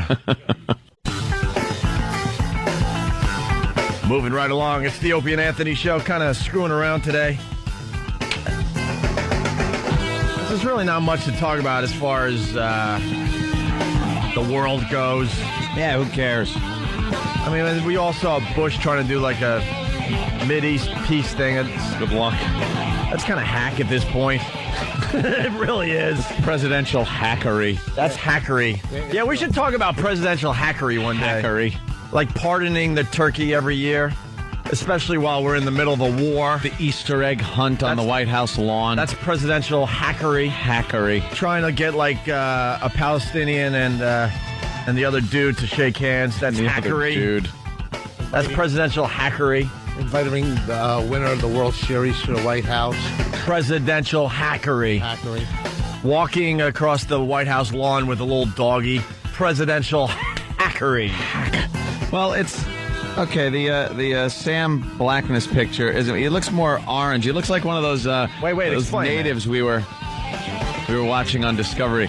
Well, we know that Sam is a black man, but he's the whitest black man ever. He's got white skin, and he's just not willing to admit it to us. Yeah, we found out today he's a Baptist. Yep, which just kind of moves the needle a little closer, and. See, there he is. He's got a big afro. His nostrils are black, too. If you look at his nostrils, there are just certain features, but he's completely white. He's like the lightest skinned black person ever. That would get me fired. Probably. We'll just stop with he's got. So this So this picture, he looks a little more orange, than black, and his face is kind of in a shadow, so it's hard to tell. Good first attempt, obviously, but basically we're getting pictures of Sam. We're going to throw him up online, then we're going to have people kind of like shade him in to make him look like a black guy to see if he actually would look like a black guy. We need a face shot. That's what we need. Just a straight on face shot, right? And then go to town, and then we'll have some fun with that. Let's say hi to Kelly in Boston, listening on BCN. Kelly, what's up? It's the Gospel Brunch at the House of Blues. Yeah, thanks. The Gospel Brunch at the House of Blues out there in Cambridge. But that House of Blues closed down, right? Yeah.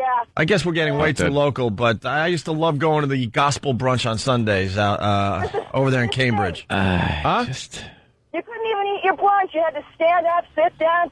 Exactly. All I wanted to do was eat. You didn't and have a couple of cocktails. You didn't enjoy singing along to "And when the saints go marching in," and there's people like walking around you. Yeah, like I'm just trying to eat some waffles, and I'm having some waffles here, and they had to jazz it up to make it their own. You can't make "When the Saints Come Marching In" your own song. No, but they would try with some Bozy bops and all sorts of stuff. I just wanted to have a Bloody Mary. And maybe some eggs. Yeah. A little sausage.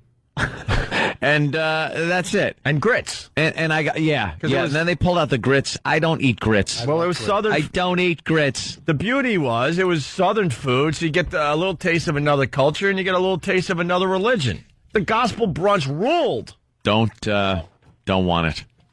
Didn't like it. Took the, because I got dragged there by the ex and the ex-mother-in-law.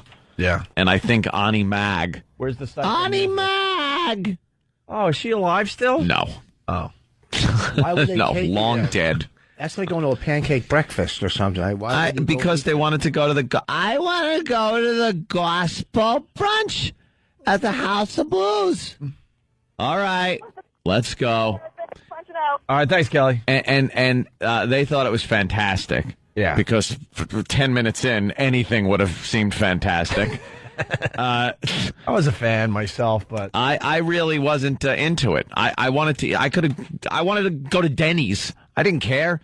I was hungry. I wasn't hungry for some guy coming up and clapping in my face telling me I got to stand up and dance. They like the people to participate. And I'm just looking at my food going, it's getting cold. I'm starving. And there were flies on it. Yeah. There were flies on my waffles. So I couldn't eat them. So I wound up drinking a lot of Bloody Marys, not eating, and driving home. They had Bloody Marys. Thank God I had prayed. Yes, they did. Alcohol. Oh, yeah. Alcohol. That's why I love this brunch. religion. It's like a brunch thing. So, brunch is drinking. Brunch, Bloody Marys, grits, and when the saints come marching in. You dried out drunks miss out on so much. We got, what were they You shooting? really do. Too? Yeah, shooting craps in the back room. Yeah. Hey, let's say hi to Matt in Virginia. Matt? Hey, is this mean February is going to be Sam History Month, where he brings in his family tree? We get the best suggestions from our listeners. I'm telling you right now. Yep. And we have no problem allowing the listeners to help the radio show. Matt, you just came up with it because a lot of people are going, let's have December. No. Sam History Month is perfect. Sam History Month. Someone has to remind us because we're a couple months out, but February will be Sam History Month. We want to know things Sam has done, accomplishments. Yep. Sam's history, family history, things like that. It's Sam History Month. And we'll even play the audio of Sam from his Nickelodeon days. Of course. All part of Sam History Month. Coming soon to the Opie and Anthony. Sam was on Nickelodeon. Yes, he was. A little kid, yeah. All right, thank you, sir. All I can say is thank God we're almost through with Povember. Well, that was a bust. That was a bust. All right, hey, I got to play this. Our own Butcher. Butcher Butcher Ed Brock, right? Yep. Butcher Ed Brock came up with this. Some audio from the show, and he decided to kind of put it together. All righty. We should start a panty club. I agree. A man's man panty club. Who's with me? Panty party! Put it this way, Tuesday is panty night. I put them on one time in my life, girls' panties. I've slipped them on before. Let's say it's a drunken night, and you decide to put on your chick's panties and prance around, and because it's funny. That's kind of fun. You put her panties on? Well, the material is very nice. Yeah. You got to give it that. You look good in them. Did they fit? My God, it can't contain me. I'm such a man, it can't contain me. I'm bursting. Did you put them on backwards or frontwards? Yeah, okay. I put the panties on and the bra, and I marched around the house singing tra-la-la. Make a promo. You guys suck. What happened now? Make a promo. And make a promo. Yeah. We'll be hearing that one. And we are. There it is. Yeah. I always have to say, why do I have to say that? Our panty party idea never took off. I don't know why. I don't know why that one. Panty party! I don't know why that one didn't take off. I think I took a lot of heat that day. Yeah. And the fact that I wasn't really like wearing panties to the extent that everybody was saying. Ridiculous. At the Sunday brunch, did a preacher go up, or you just ate?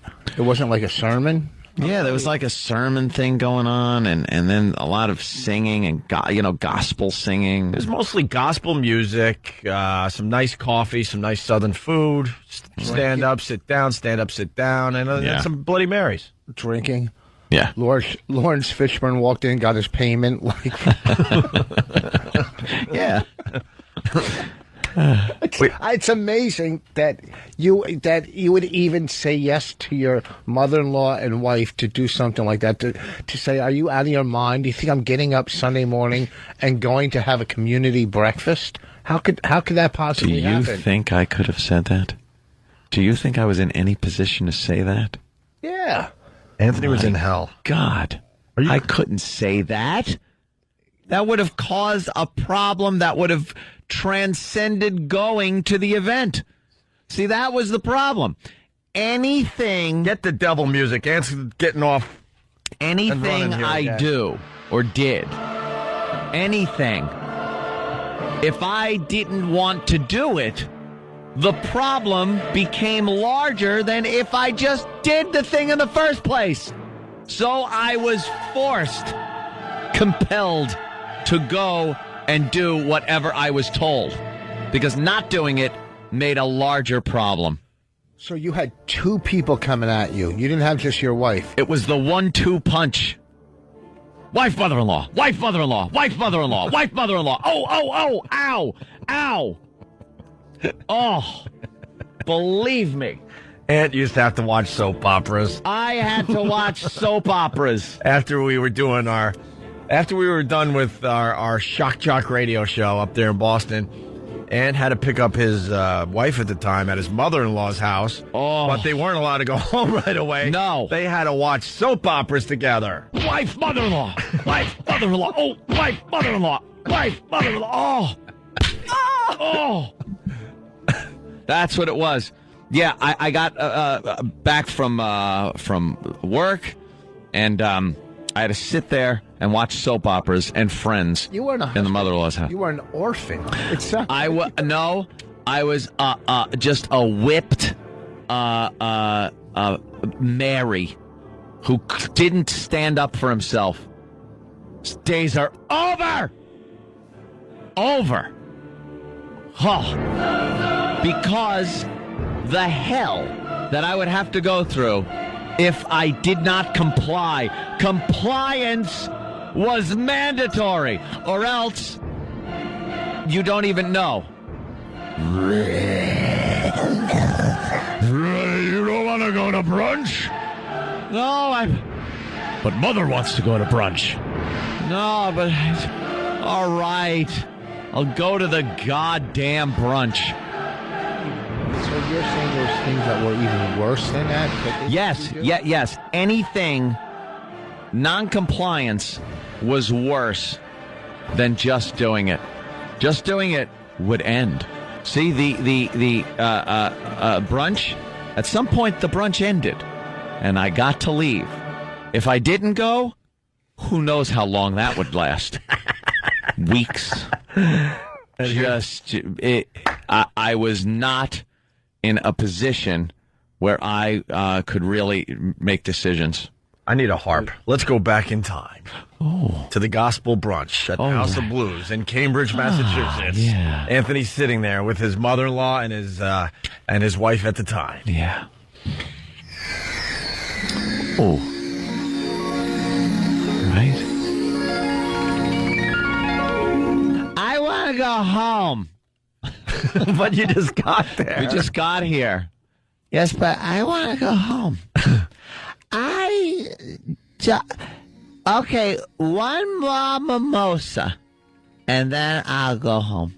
Yeah, but I'm driving, and we just got here and stuff. Mom wants to go home. Okay, all right. Let me finish up the Bloody Mary, and no, I won't finish the Bloody Mary. You're right. I will just leave. We will just go home. We will drop off Mother, and then we'll come back. Who cares? It took us 40 minutes to get here. We've been sitting here for 15. He wants to go. Rich, you have no idea. I live alongside this man through this time. When I flipped out, was in the psych ward. Our favorite. Oh, sorry, I didn't mean to interrupt you. Go ahead, Rich. No, I want to hear this. Yours has got to be better. No, not necessarily. When I flipped out in the psych ward, I was like 21, or 22, and then I came out, and my friends go, he needs a trip to Florida. So we drove all the way to Florida, and I was on all kinds of like Thorazine and Haldol, and we get down there, and I wake up, I go, I want to go home. Oh, no. Turn around, go back. We slept. Yeah, I went through that a few times. I got home. I went back and did the Thorazine shuffle in the hospital. All I do is do laps all day. We're watching Days of Our Lives. Oh, ow. Okay, all right, I'll stay. We're watching Days. All right, Days of Our Lives is over. Can we leave? General Hospital? You taped it? Oh, God. Oh, jeez. Oh, ow. All right, I'll stay for that. I'll stay. All right. Wait. Oh, go ahead. Friends? Do you think when you're watching Friends, I could go, oh, no, okay, I'll go, ow, oh. But our house is a mile away. Can't I just leave it? No, let's stop it. Okay, I'll stay. And you got to add this to the equation. Aunt's wife at the time didn't drive, so Aunt had no choice but to wait until she was so I had to wait with the until car. she was ready to go home from her mother-in-law's house. And, or her mother's. I'd already done my stint over there at the radio station, and it wasn't like just doing the radio show and leaving. We had hours of production afterwards that we used to have to do. This is what you do, especially when you're first starting out like me. You're a real go-getter, so I would do the production. It would take me hours, but I enjoyed it. Well, there was also the showering with the girls to make sure they were all clean after they left the radio station. Well, when girls have fudge all over them and syrup and baked beans Boston. And creamed corn, right, and there's a shower in the building, right, you do have to supervise the showers. Ow! Oh no! No, I was doing production.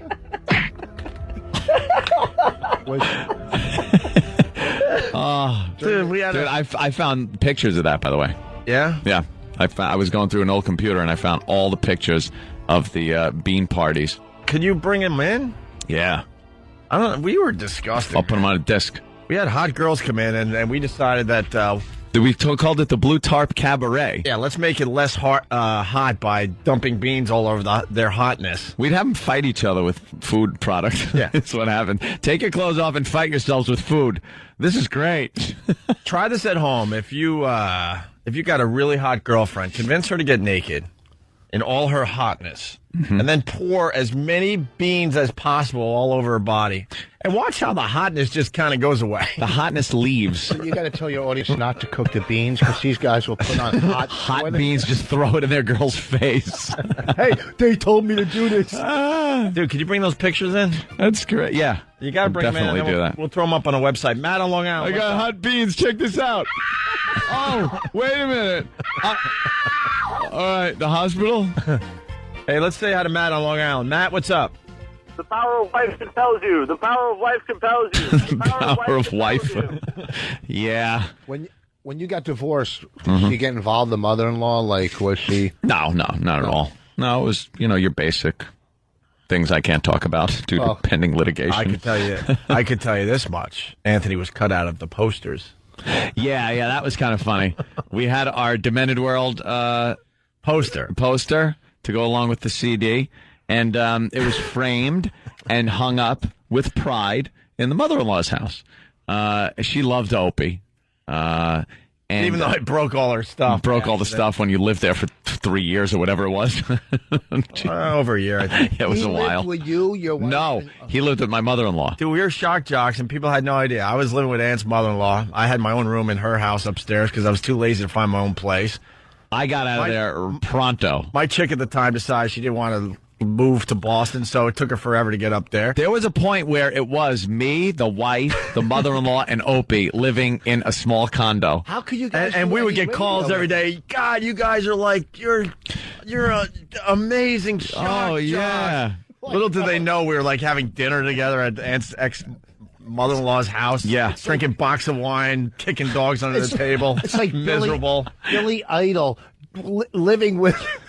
Oh, it was ridiculous. It was, and then it got to a point where after a couple of weeks, like I was like, okay, we're leaving. We're moving out. So I moved to my wonderful apartment in Ashland, Mass, with the Brazilians and the chickens, which was fantastic. And Opie stayed there. Yeah, stayed at the mother-in-law's house. It was my own place. And because you left debris at the house. It was my own place because she loved her box of wine to the point by the time we got home from our afternoon drive show, she was already in bed. I had the run of the joint. Well, no, she was downstairs watching soap operas. Well, true. And then she would go to bed when you would leave. Was she married, the mother-in-law? What? Your wife's mother, was she married? Or no, she was divorced. Divorced? Yeah.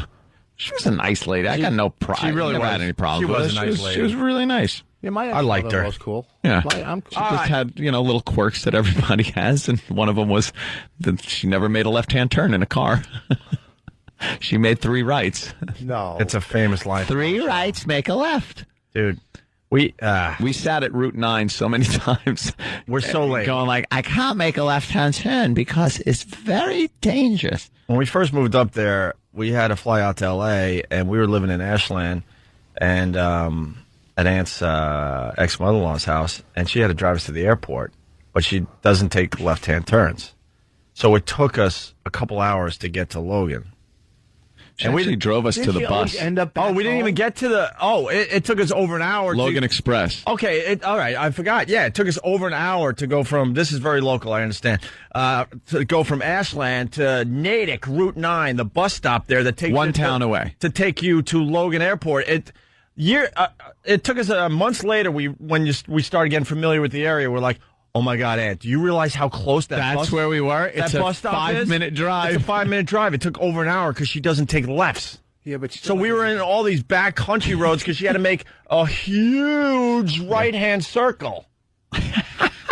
If you all she had to do was take a left, go up a country road. I forgot all the roads right now. Hit Route 9, take another right. But then you would have to take a left into the parking lot of the bus area there. Yeah. That wasn't good either. That was tricky. So she made right-hand turns, so it was a massive, huge circle until she figured out that she could make a right into the bus stop as well.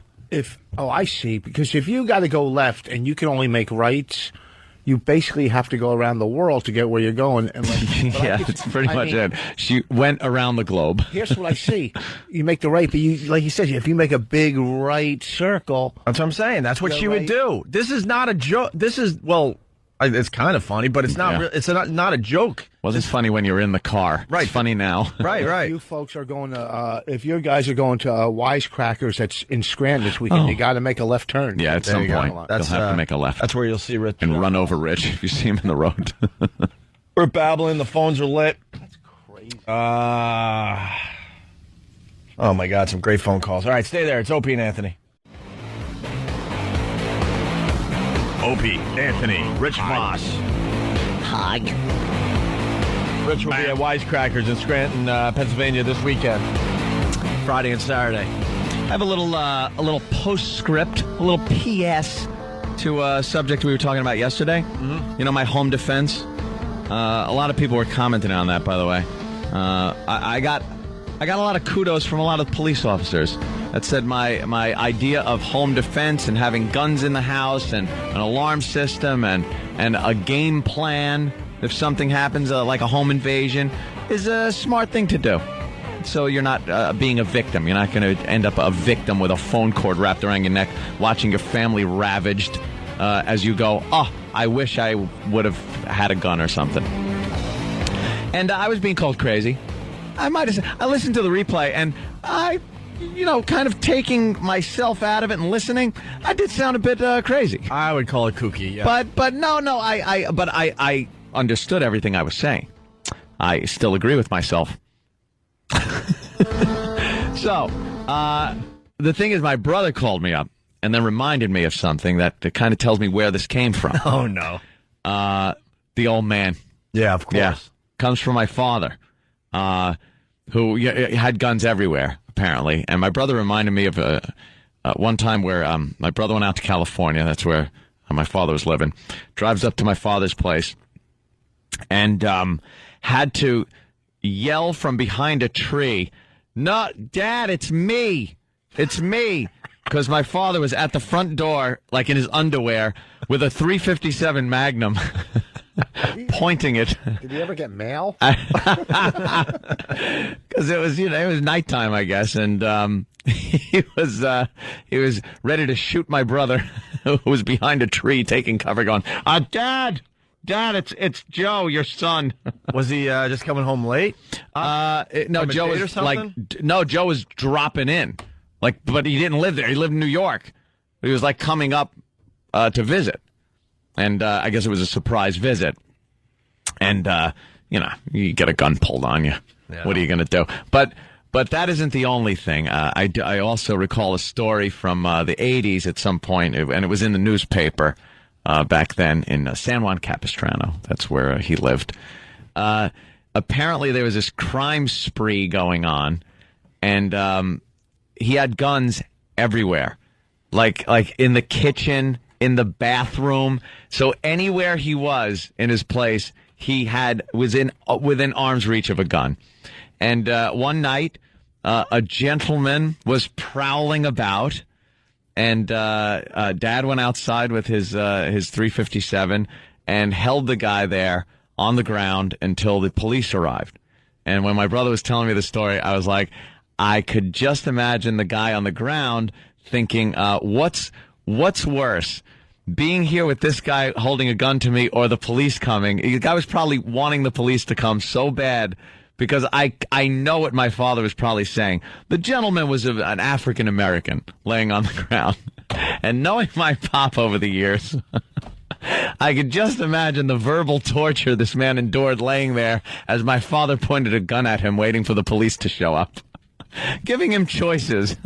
Oh, my God. Perhaps you can get up and try to run. It's laying on the ground and hear spray paint, a target being put on his back. Yeah, exactly. Like you picked the wrong effing house. Mm-mm. A gun in every room. Yeah. Wouldn't a good security system, you wouldn't need a gun in every room? He's got all that. Not the security system. Well, me, I have a security system. Ant's got it all. My father didn't. He didn't care. He'd rather shoot somebody. Okay, say they cross your moat. Say they get over the moat. Uh-huh. And then through the security over the system. barbed wire. Yeah, we talked about it yesterday. Yeah. I would just open fire. Yeah, he's got many levels. Let's say someone comes in the house, they're getting shot. Speaking of things we did yesterday, Anthony, we got Annie back from Queens. Ooh. Annie's, 42, Annie? I'm not going to tell you my age. Didn't you tell us yesterday, or am I getting you mixed up with somebody else? Well, I lied. Sorry. Yeah, you did. You did sound a bit older than 40-something. Oh, no, I'm in my 40s. When you graduated high school? Annie, I'm in my mid-40s. I like this Annie woman. She's a dreamer. She believes that she can I'm not a dreamer. She believes she can find somebody. I change diapers every day. Okay, I'm not. Remember what she does now. She talks over everybody. Yeah, she does talk over everybody. You change diapers for a living?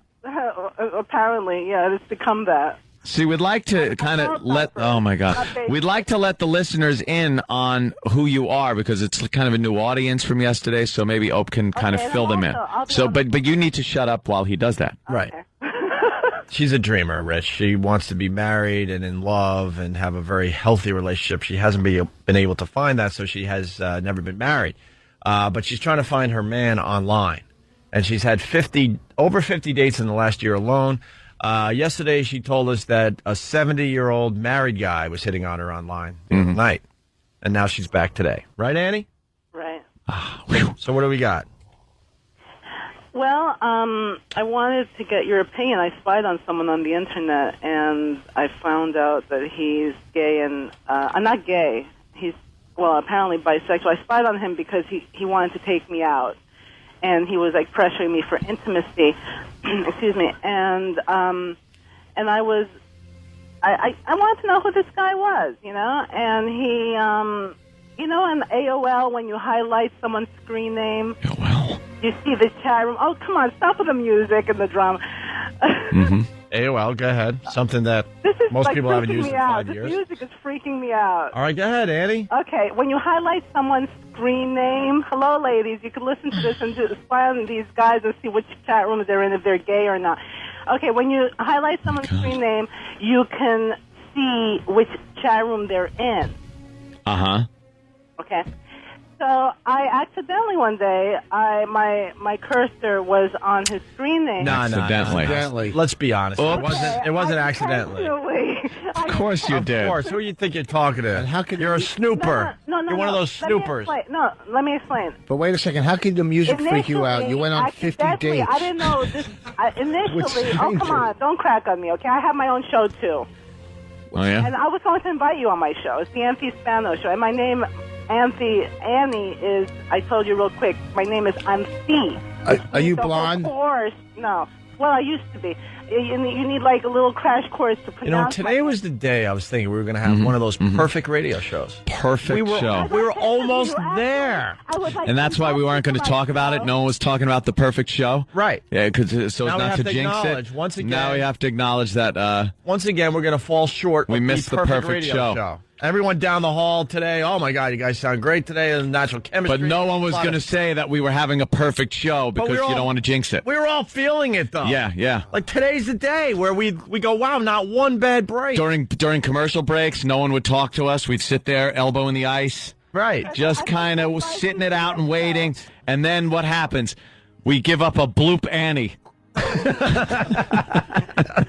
Yeah, it wasn't even like in a home run or nothing. No, it was just a bloop Annie. We could have easily fielded this ball, but right over the short's head. We got lazy. God. We got lazy. We did. I could have been involved in a perfect radio day. Yes, you could have. Yeah. Unbelievable. Yep. Yes, you could have. My show is public access. It's the Anthony Spano show, and all of Queens will see what you guys look like. Yeah, everybody. I think a lot of people know what we look like already because we've been on national TV, Annie. Annie, are you a hottie? Tell the truth. Are you hot looking? I used to be. Actually, I used to be with a modeling agency in Greece. I know, you said that. Annie, I think your time Ravel. is over. It's an old model company. Let me tell you about this guy. All right, so you snooped on the guy. You saw him. You snooped on the guy. You saw him in a gay chat room. Dumb joke. How did you not quit? I know. Yeah, excuse me. Okay. Wow. We don't even have a one-hitter anymore. We got to, just hang in there for a win.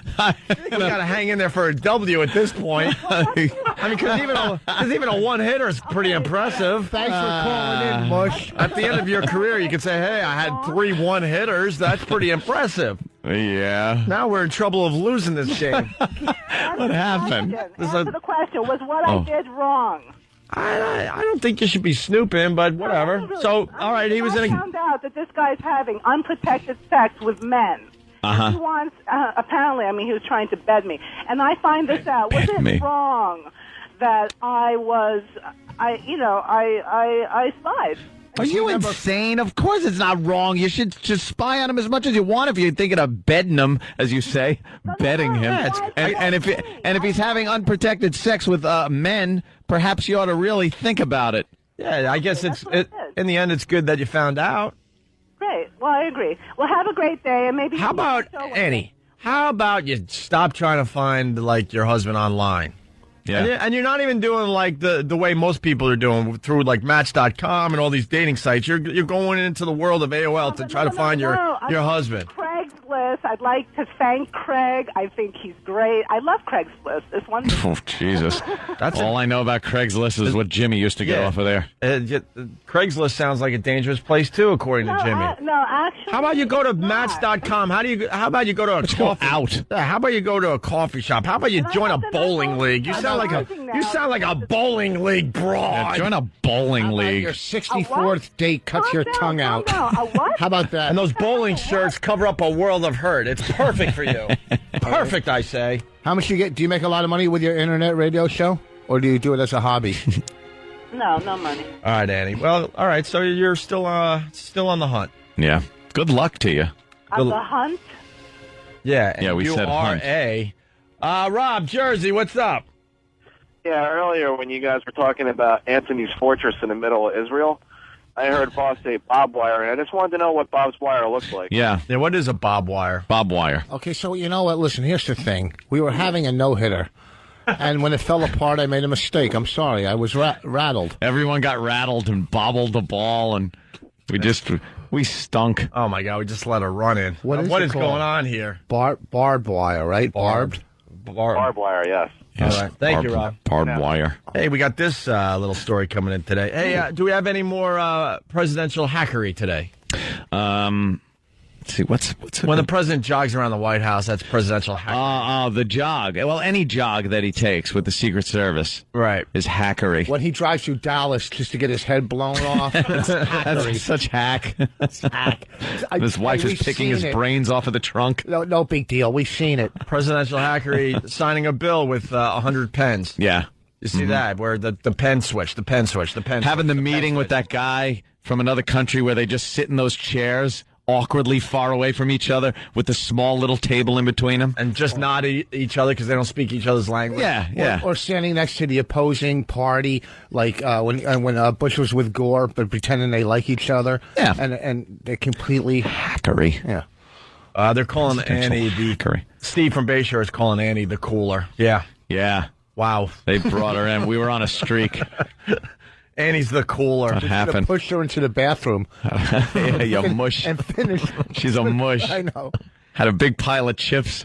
She calls, gets done. What happened? Oh, it's like she touches your arm when you're shooting craps. Thank you. Thank you for touching my arm. 7 out. 7 out. Thank you. Let me tell you how bad Annie is.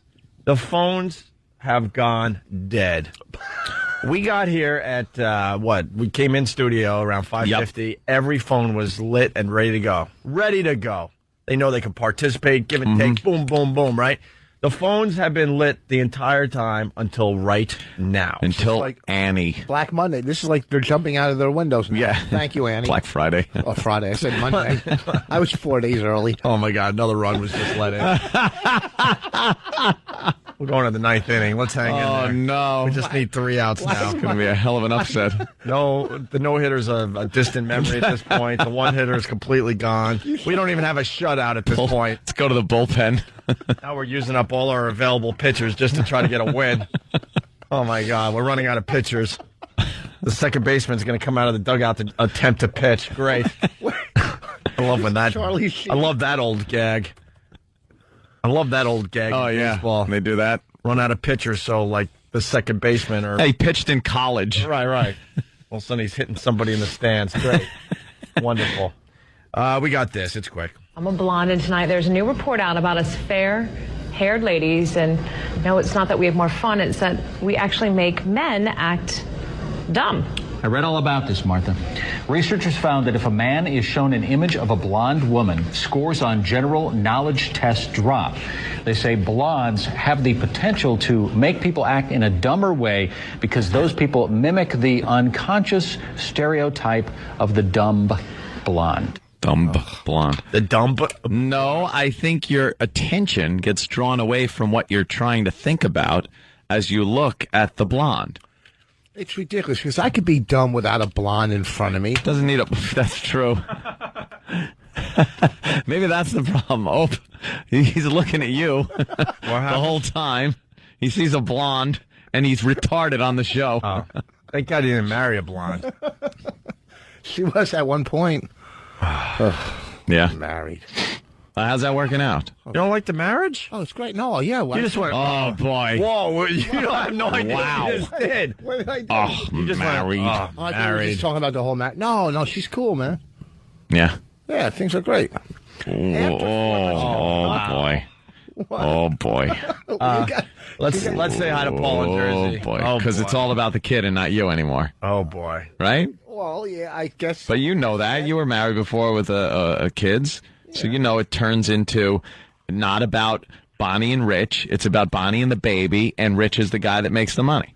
Yeah, but if the baby's the last time you use certain parts of your... Well, whatever. Oh, no. boy. Oh, no. Oh, no. Oh. Let's say hi to Paul in Jersey. Paul. Hey. Hey. I think that Annie chick is making me linger less. Linger lesser. Linger lesser. I want to say hi to all my lingerers out there today. Let's go to Annie in Queens. Annie. What? I'm back. Oh, Christ on a pony. Could you not be back? You said your phone lines were, I wanted to help you. You said your phone lines You're were not. Don't you understand what you helping. did? No, well, I'd like to interview you on my show. About You don't have a show. About I what? have a show. I have a show on public access. Public access. Yes, that's why I'm not making the money you're making. No, we're not Like, how talking. much are you making? Because I'd like to one day make some money. It's not. I'm It's living not on about poverty now. what anyone is making. It's about you're doing what Sandy Kane does. No, I'm going to get advertisers. You know, I'm going to get people, maybe Viagra. No, I'll tell you exactly who I'm going to get. Copaxone. Because I have multiple sclerosis and I inject myself. Oh, you got MS. huh? Whoa, hold on a minute. Wait a minute. Annie, what? Yes, it's true. And I Wait. inject myself What do you... every day. Hold on. Hold on. Yes. What is wrong with you? Multiple sclerosis.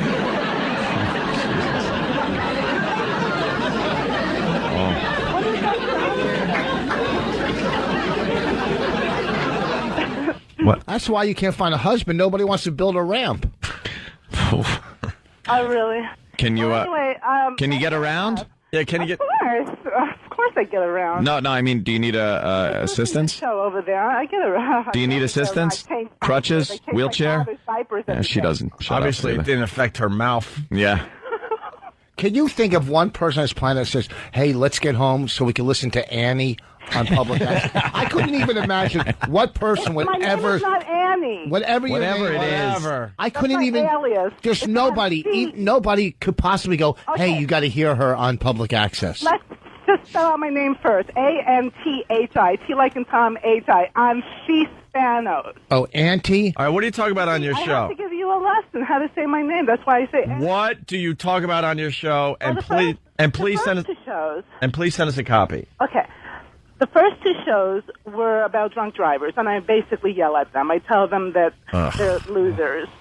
Why? Why? Please don't tell me you're a Jew. You know, some people are pretty good at drunk driving. There. And D, whatever your name is. That's I'm good. C. I'm C. That's good. People are going to listen to a radio show where they're lectured I'll have at. to change my name. Yeah, where they yelled at. Where they're yelled at. It's nice. For their Don't drive drunk. For their foibles. The word of the day Well, is I did foible. stand up. I mean, I did stand up, so it's Did ya? How do you do stand up? funny, you know. How long did that career You last? do hunch over. The next show is going to be Hunch about, over comedy. That's weird because nowadays you do sit down. Oh, stop! That's so mean. And the next, All right, we got to take a break. We're getting ready to play What Did We Learn on the Opie and Anthony Yeah. show. Let's, did we have anything on the blonde thing? That was just dumb, right? One of Yeah. the dumb news stories? Okay. Yeah. We're done with that one. Opie and Anthony, Bad Boy Radio host. Opie and Anthony. Hey, we're getting ready to play What Did We Learn on the Opie and Anthony show. It's like college today, Yeah. wasn't it? Just an educational show. Brendan in New York, he picked up on something Rich said before the break. Yes, Brendan, we're going to start with you. What's up? What's going on, guys? Hey, man. Brendan. Dude, I just want to say one thing. I learned a lot, and that is never, ever date someone with MS, because I can't even build a birdhouse. How the hell am I supposed to build a ramp? That's all I'm saying. Yeah, I walked out of the studio during the break, and Tim goes, you guys didn't acknowledge Rich's great line. And what was the line about? She can't find it. Nobody wants to build a ramp. Yeah. And then we went off during the break. I'm like, who wants a ramp outside their house? It brings down the value of your home. It's just that eyesore. Depressing. That ramp is an eyesore. An eyesore. That could take a castle and turn it into a trailer. Most people can't, maintain a deck and make it look nice. Right. You got to stain it all the time and make it look nice. Those ramps just always look all rickety and... They're a bit of an eyesore. An eyesore to the neighborhood. Gray. How come they never paint them a cheerful? Paint them festive. Yeah. I'm rolling my wheelchair up this festive ramp. And then you go out and buy Christmas lights, and you got to get extra lights because of the decorate the ramp. You gotta decorate the ramp. Before Grandpa moved in, you only spending 50 on lights. Now you got to spend 52 because of Grandpa and his inconvenience. Thanks, Grandpa.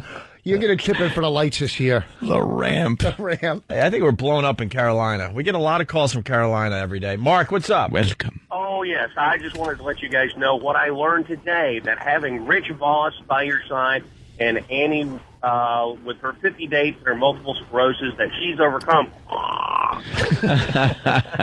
Shut up. I didn't get it. Linger longer. Well, that's a Jimmy bit. What part of Carolina are you guys in? All of. All of Carolina? Yeah. Yes. Cool. Both. Love Carolina. South and north. Cool. What about East and West Carolina? Yeah, but East and West don't get the acknowledgement they deserve. They really don't. All about the North. You and the barely South. ever hear of East Carolina. I want to know what West Carolina is all about. I hear it's nice. Yeah. Yeah. I was working a club in Charlotte. I worked there once, and he won't bring me back. He said, well, he's too New York. Oh, really? That means too Jew, is what that really means. Wasn't Seinfeld and Sopranos a little New York, the biggest shows on TV? No, Sopranos was Jersey. You're comparing yourself to the Sopranos and Seinfeld. No, I'm saying Sopranos, Seinfeld, and Voss. Voss. Thank God. You know something? That's wonderful. Sometimes the obvious just goes right over my head. Thank God you pointed that out. He actually compared himself to Seinfeld and The Sopranos, two of the most popular TV shows in history, and Jerry Rich Voss. Jerry Seinfeld is making movies. You're a wisecracker. So that was a very good observation on your part, I'm thinking. This is where you guys are. Yeah. Those shows were both 10s on a 1 to 10 scale, right? Yeah. As a stand-up, I know I'm a 10. But did I ever tell you... Seinfeld wasn't successful because it was a New York show. Hi, Bonnie. Let me buzz you up. Right. Oh, here comes... It's Norton.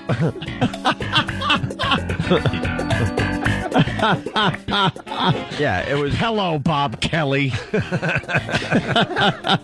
Listen, it took place in New York City, but it was successful because so many people from all over the country could relate to the show and the things they were talking about. I don't want to look like a pirate. all I was trying to do was trash the club in Charlotte. That won't rehire me. Thank you. Now they have a reason not to rehire me because I'm delusional. Sign Voss. Wow. Oh, and now we missed the... Oh, well, whatever. It's fine. We had a good phone call. All right, let's say hi to Charles in Jersey. It happens. Charles, what's up? Hey. Hey. Good morning, gentlemen. Good morning. I learned that when you have a horse like Annie, you should take her out back and shoot her. There you go. Let's go to Al in Jersey. Al? Al? What do you say, Al? We miss Al. How's that Boomer show working out for you? Al? How's Boomer? Tell Boomer we said hi, Al. Did he punch you yet, Al? Al. All right, Al. Hi, I learned today that Anthony should be my own protection system in my house because he'll just take down an army. That's it. There you go. Shoot first.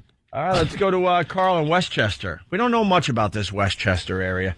What's up, Carl? Hey, guys, I learned that one of the symptoms of MS is a snotty, congested, awful voice. That won't shut up, apparently. Well, there you go. Let's go to Rich in Bohemia. Rich? Hey, guys. Hey. Today I learned that a perfect game can be ruined by a bunt.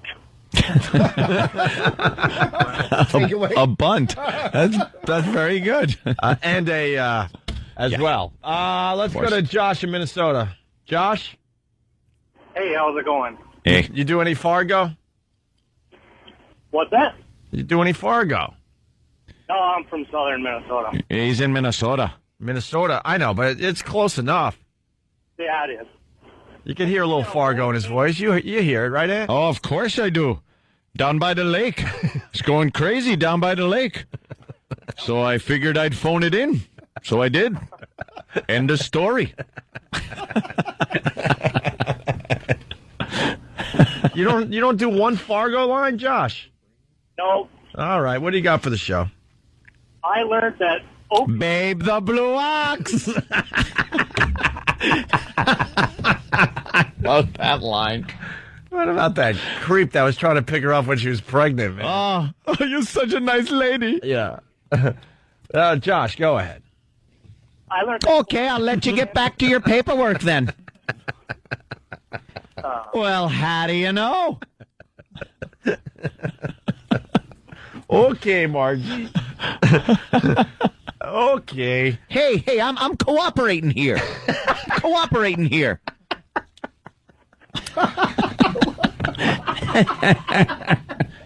I love that. You see William Macy's face? Oh, William H. Macy's face, and he's like, yeah, and he's pained. He's just, I'm cooperating here. Okay, I'll count him myself. And he's like, yeah, just a minute. When the cops are, he's crawling out the window in his underwear. Oh, what the heck do you mean? It's my deal, Wade. Yeah, these are some sweet numbers. Yeah, but it's my deal. What kind of finder's fee you looking for? Finder's fee? I love when he goes home. He's downstairs and his kid is calling. With the dead father-in-law's in his trunk outside. Right. And his kid goes, Dad? Yeah. Yeah. Yeah. No, I think I'll go to bed. One of the greatest characters ever. Oh, it's classic. He's just in a world of trouble, and his kid is just yelling for him, "Hey, Dad!" Yeah. I'll be right up. It's so hard to have a kid have to murder someone. You're going to call Dan Grossman? No, I think I'm going to go to bed. So you're married, old son of a Gunderson. Yeah.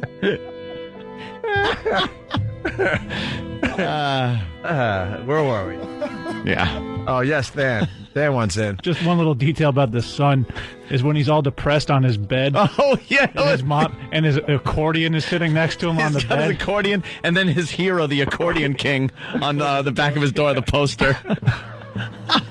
And with that, we lost our Minnesota caller. Oh, Minnesota damn. friend. Sorry. Hey, man. I'm cooperating here. Cooperating. His face was so pained. Oh, they got me. What about Buscemi with the taking care of it here in Brainerd? Yeah, we could take care of it right here in Brainerd. Right here in Brainerd. We would take care of it right here in Brainerd. I got shot in the face. I'm taking the car. One of my top 10 right there. I've told this a couple times in the last month or so, Rich, but I showed Lindsay that movie for the first time. She never saw Fargo, and I said, "Oh, it's a comedy, man. You're gonna love this." and halfway through it, she goes, "I thought you told me this was a comedy," and I wasn't gonna back down. I'm like, "It is. Do you understand why this is a comedy?" When Buscemi's with a hooker too, and she's just gone, yeah. Okay, what do you got for me? What do you got? Right. Yeah, with that awful Minnesota accent. What do you got? Oh my God! Oh, what a great... I think the part where she goes, "I thought it was a comedy," when like, is it Buscemi walks around the side of the house, right, and his friend there is like, put him in the wood. Yeah, no, it's Margie walks. Oh, Margie, that's right. Yeah. You're right. And the leg is sticking out of the wood chipper, and he's just jamming it in, and there's just blood mist all over. It's like, wait a minute, this is a comedy? I'm like, yes, it's hysterical. Look, there's a little sock on the foot. I could talk comedy.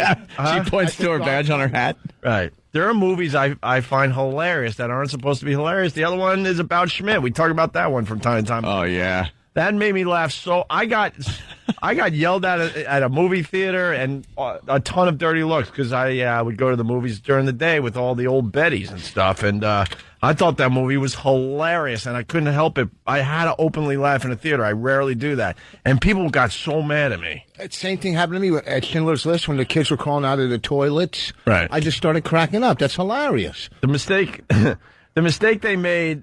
I had a soda thrown at me watching Titanic. I was laughing as the people hit the propeller. That's E-Rock? Yeah. That's not nice. Oh, girl jumped up and threw her Sprite right at my chest. Get out of here. Got all mad. Yeah. Well, with about Schmidt, I mean, it's just one horrific thing after another after another Gotta after laugh. another. Then he's on the road, and they set up the scene by saying that he stopped by his boyhood home. And I just started laughing because I know that it can't be good. And then when it turned out to be a tire store and he's trying to figure out where his bedroom was. He's walking in the tire store like, yeah, I think this was my bedroom. I think this is where, and there's just radials on display. That's the point of the movie where I couldn't take it anymore. I was openly laughing like, this is hilarious how ridiculous this is. We get it. The guy is in a horrible spot in his life. Rob, Long Island, what's up? Hey, what's up? Yeah, I learned that if Michelangelo was a homo, he would have spent 10 years on his stomach. Painting the floor. That was great. Tim wants to use that in our promo today, but it's a good one. But that ain't happening. Oh no, that's too bad because that was a good one. That was a good one. Cooperating here. He's also great in The Cooler. And Boogie Nights, he was great Boogie in Nights, that. obviously. But you've seen The Cooler, right? Yeah. Because he plays kind of the same type of pathetic role, man. Always. Where he was just used by everybody in the movie. Same with the movie where he played like a retarded guy, selling door to door. I don't remember that one. Scranton this week. Wait. When Alec Baldwin punches the pregnant chick in The Cooler, right? Yeah, that is hilarious. E-Rock is pointing out another hilarious scene. Did you laugh at that one, too? Oh, my God. Yeah. The Cooler is such an underrated movie, man. That movie was really good. Alec Baldwin was amazing in it. He was amazing in it. William H. Macy, William H. Macy was amazing in it. And a lot of people, we do it every time. Fargo, Minnesota. Oh, punches the pregnant. Yeah, that's what we just... Yeah, okay, I didn't hear it, but I read it. Sorry, I'll listen to the replay. Oh, no worries. People get confused. Someone on instant feedback, Fargo, Minnesota, or North Dakota? Yeah. To us, it's close enough and gets us going with the Fargo crowd. It's just anyone with the accent. Right. Which is the, It's close north. enough to sound like you're in Fargo. Yeah. That's all we're getting at. It's close enough to the Blue Ox. I heard the Blue Ox. I heard the Blue Ox went down last week or something. Really? Like the thing broke or something. Oh, no. Have to fix that. All right, I guess we're out of here, huh? Rich, I'm sorry. Get your plug in. Wisecrackers. Wisecrackers, Friday, Saturday, Scranton. And also this Thursday at Mighty Joe Young's in Westchester, White Plains, Mighty Joe Young's. Where's that? Thursday. I think it's in Westchester somewhere. Mighty Joe Young's. And then Friday, Saturday, Scranton, PA. Rich is hilarious. Make sure you check out Rich Voss if you haven't yet. All right, cool. All right, guys, we're off to XM. Have a great day.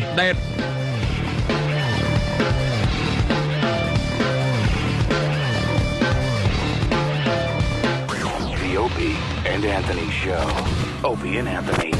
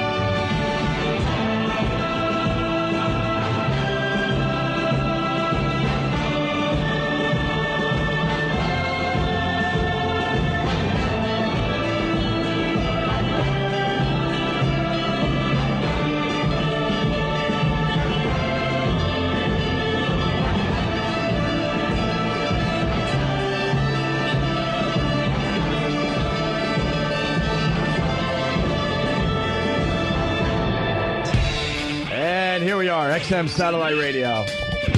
Ready to broadcast. Wow. My headphones were up to 11. Time to get dirty.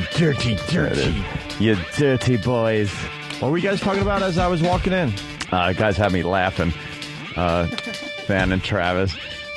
Trading little stories about when you say the wrong thing on the phone. This usually happens when you're younger, when you're in your early teens or maybe 12 or something like that. And you're talking to, let's say you're talking to your father, and you say, all right, baby, because you're used to talking to your little girlfriend, and you call her baby. I was 26. This was like a month ago. Get out of here. So you said, I love you, baby, to your dad? And then I quickly covered it up. I was like, daddy, baby daddy. Baby daddy-o. And then had one with his friend.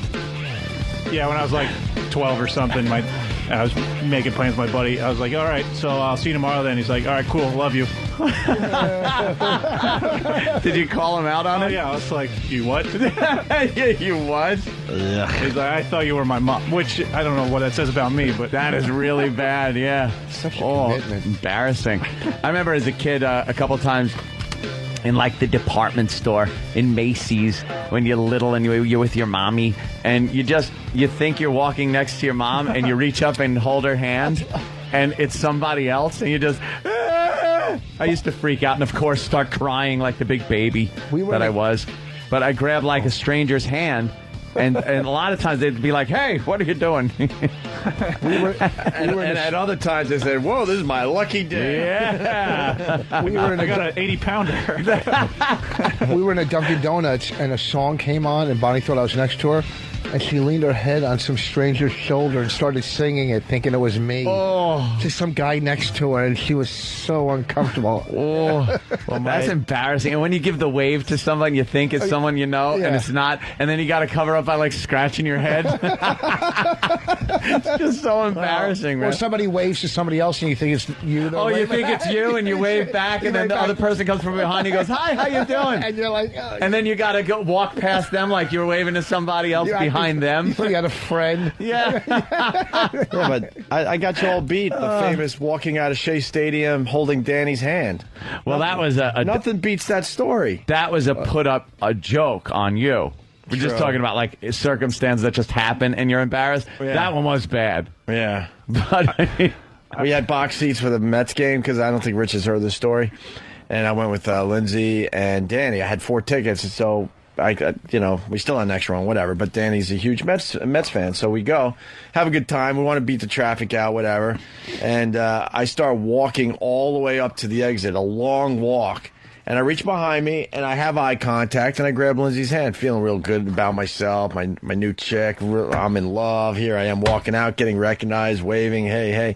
Somewhere along the way, they did the old switcheroo.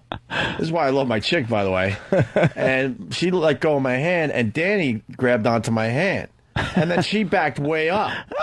So now it looks like, well, it didn't look like it was. It was. I was walking out of Shea Stadium waving and acknowledging fans as I'm holding Danny's hand behind me. And I'm playing it up, too. As I'm holding his hands, I'm just kind of making that, that face. Looking all coy. Just like looking around at people like, Oh, that's horrible. The little girl in the relationship. Well, Lindsay to this day goes, you didn't notice the calluses on his hands? How do you not notice Lindsay's hand as opposed to Danny's hand? I guess you don't have... I have nice hands. I'm not saying you plow fields every day or anything, but I mean, the difference between Lindsay's hand and your hand has to be noticeable. Very girlish. And then we got to the exit. Now you're out of the stadium for the most part as far as people checking you out or whatever. And I turn around and they're laughing hysterically. I'm like, no. How long was this like this? And I'm like, and then it hit me. I'm like, oh my God. I know it's different, I guess, than what you guys were talking about, but they are bringing it up like crazy on the instant feedback there. Yeah, I made it to the parking lot of our local grocery store as a 4-year-old, thinking I was with my mom. And that was the longest 50 feet when I had to look back. It was like one of those old Hitchcock, like, yeah, your mom's driving away laughing. Probably. Probably. You don't know mother, do you? No. I freaked my mom out once because we went shopping, and I was really little. This is like one of my first memories. I think I was like 5 or something.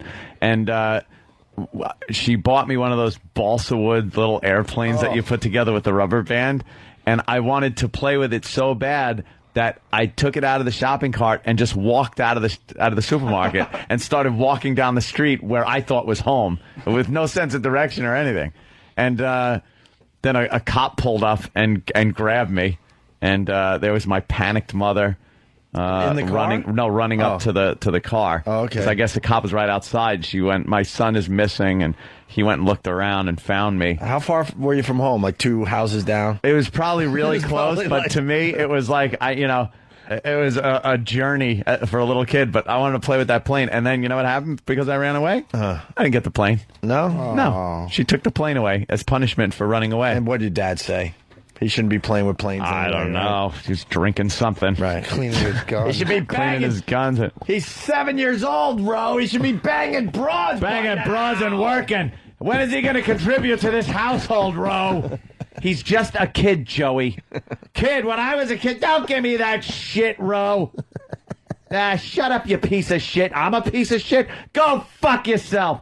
Wham! Spaghetti against the wall. Stop arguing. Stop fighting. Why got a stomach ache? Kid doesn't have a stomach ache. You turned him into a pussy, Ro. You want to turn him into a faggot? You want to turn him into a faggot, Ro? Oh, God.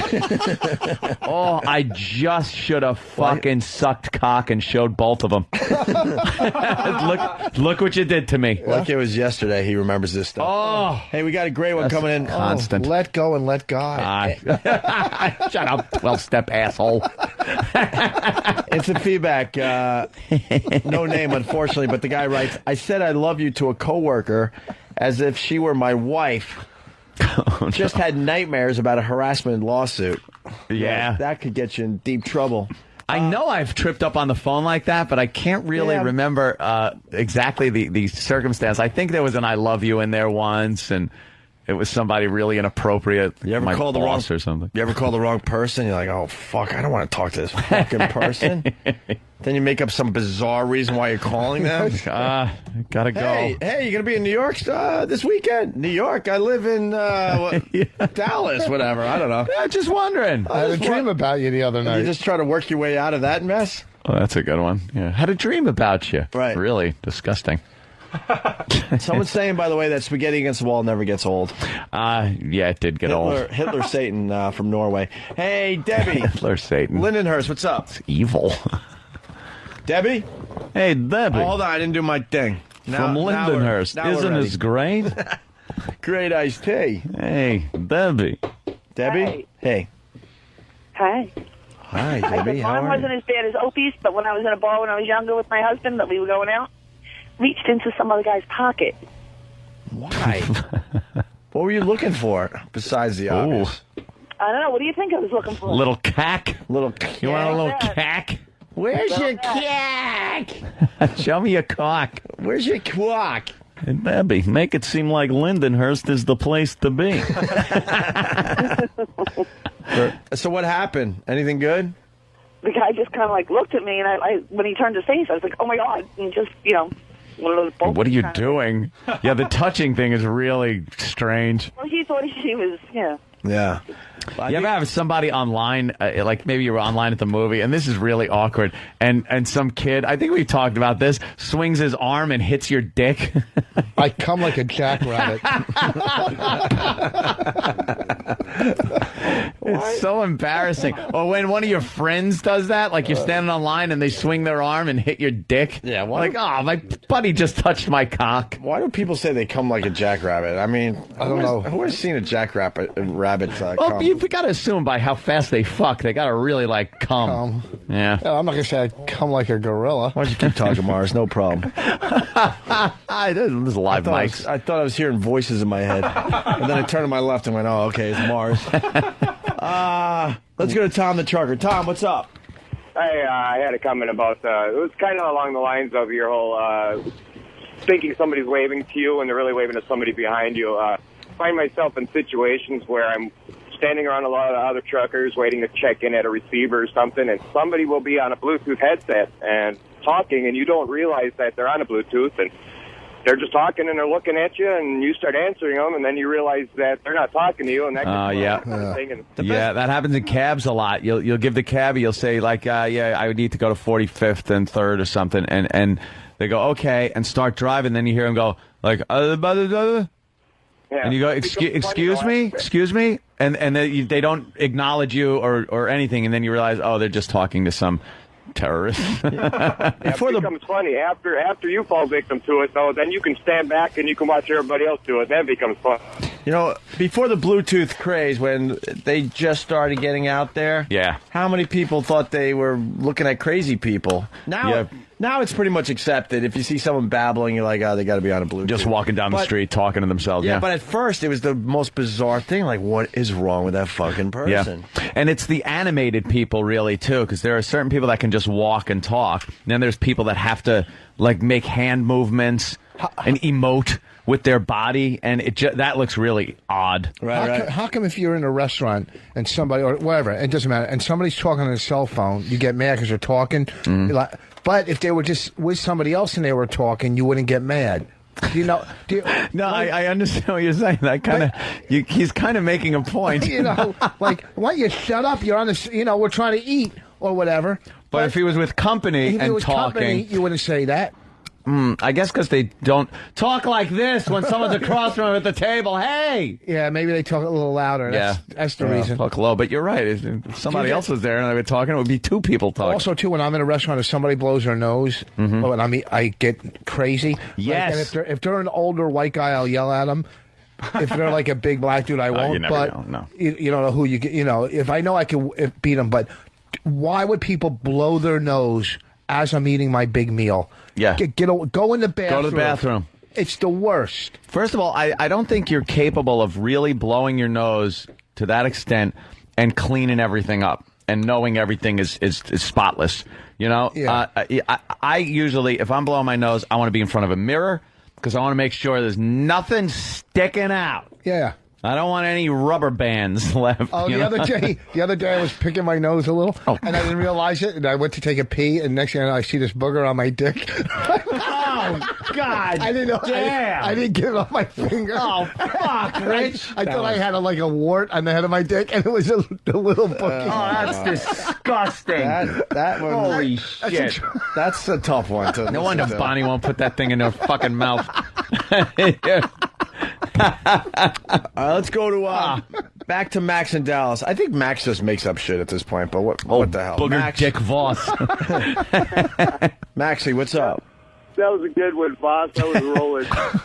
Now, I ain't making this shit up. 3 weeks ago, my chick got into a pickup that was like the identical color as mine, and looked at the guy and says, "What the hell are you doing to my husband's pickup?" And it was another dude's truck. It was the same. Now I'm punching out. He was spiraling in, but he punched out in time. I think we've gotten into wrong cars before. I think that could happen. Yeah, let's go to Kentucky. John, what's up? Kentucky. Hey, how's it going, guys? Hey, buddy. TNA with O&A Survivor long ago. Great night, man. I can't even remember it. All right. Wait, what? I was at TNA with O&A Survivor out in Buffalo. Oh, fuck. Yeah, great night, man. I don't remember nothing but parking the car. Yeah, that's like being in the Nam. There's a few people that realize and remember, and TNA with O&A. Band of Brothers. And Anthony, Buffalo is still part of New York, not Canada. All right. I love Buffalo. I really do. I lived up there. Buffalo is South Canada. Good fans and people up there. Yeah. Yeah, that kind of blew over real quick when you had the New York problem. Mm-hmm. So what do you got there, Johnny? Yeah, I was having a little Christmas get-together at my house, and my wife was behind me.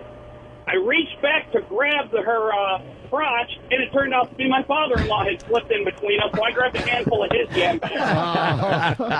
Shit. Watch out, guys. That's pretty good. Okay, let's get cigars and scotch. Cigars? I'm sorry. Why are you laughing? That was funny. Yeah, like grabbing your father-in-law's crotch. Oh, I know what I Just do. a big handful of father-in-law balls right in your hand. Nice, right? Nice. That's what he Hot. says. That's what he says to you. Nice, Nice. right? Thank you, son. I knew it. I saw it in your eyes. I might have told you this. Let's say we lose the dead weight and get this party Get started. rid of that gal. Cock block. When I was getting married to my first wife, Kelly, they were having an engagement party. The whole families, everybody was in there sitting down. My family, her family. I might have told you this. And her last name was Gilligan. So we opened the presents. We opened the presents, and I went to say thank you. And I go, I want to thank Mr. and Mrs. Wadley, my ex-girlfriend's last name. I said in front of everybody. Yeah, that's a slip. Oh, man. I did that once with a girlfriend. What? You ever do that? You call a girlfriend by your ex's name? Yeah, all the time. At the beginning of the relationship, you really got to watch your ass. I did it one time only. Really? Yeah. I think a lot of people have done that. Yeah, that's a bad one. I think a lot of people have done that, but they're not really willing to admit it or talk about it. It's because it's such a traumatic experience. It's really bad. When that one's one that you just like, oh, you got to just profusely apologize. It's just, oh my God, I'm sorry. Oh my God, I'm so sorry. What do you do first? Do you apologize or wipe her face off first? Which one do you do first? No. God, oh my God, you say that during like sex? Or... No, not during sex. No. I've never done that during sex where you say the wrong name. Why, have you done that? No. But like you just walk in, you're hanging out, and then you go, oh, and then you say a name and go, oh, fuck, that's not who I'm with right now. I did it one time during sex, and she goes, who's Frank? Rich.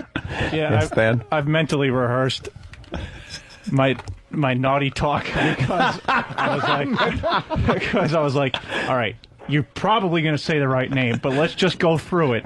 Yeah, exactly. One time in your head. You do not want to slip up, man. Oh, hey, let's say hi to awful. There's some great ones coming in. This was just such a throwaway thing that happened as we were setting up here, but the phones, you guys got them ringing. Cigars, go ahead. I'm sorry. Getting back to you here.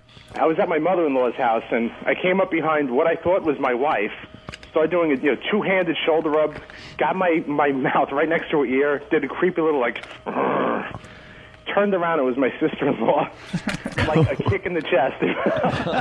Oh, wow. I can't explain my way out of this. They don't even have the same hair. What are you doing? And I remember another one. Okay, Thanks, cigars. I was in a movie theater. My girlfriend couldn't make it to the movies, so I went with my brother's girlfriend.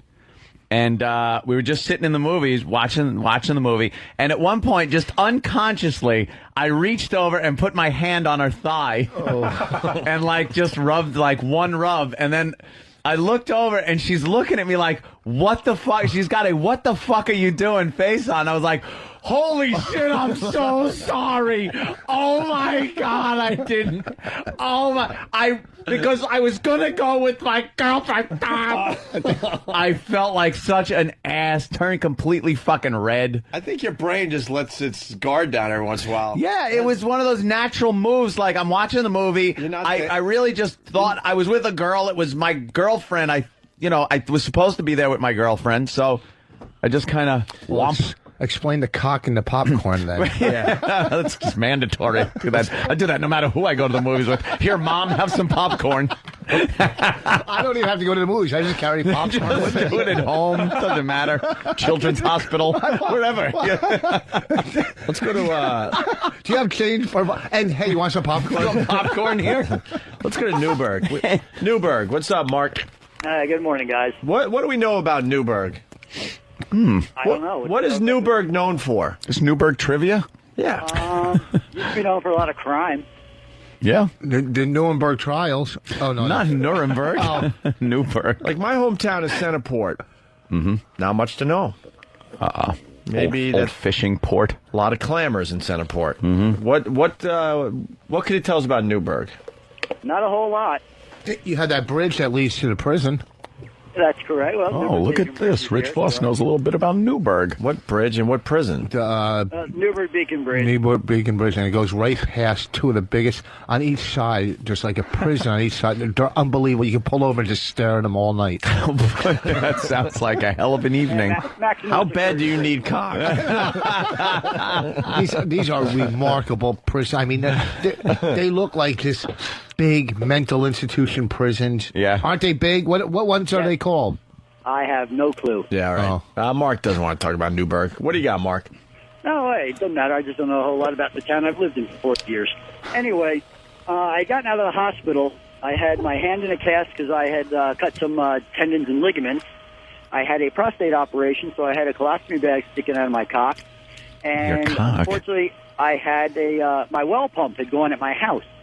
And I called all over the place looking for someone to fix it. No one could. And finally I find a plumber who says, "Oh, yeah, no problem. You sound like you're in a real tough bind." Well, can I make the obvious joke? Your well and your pump also was on the fritz. So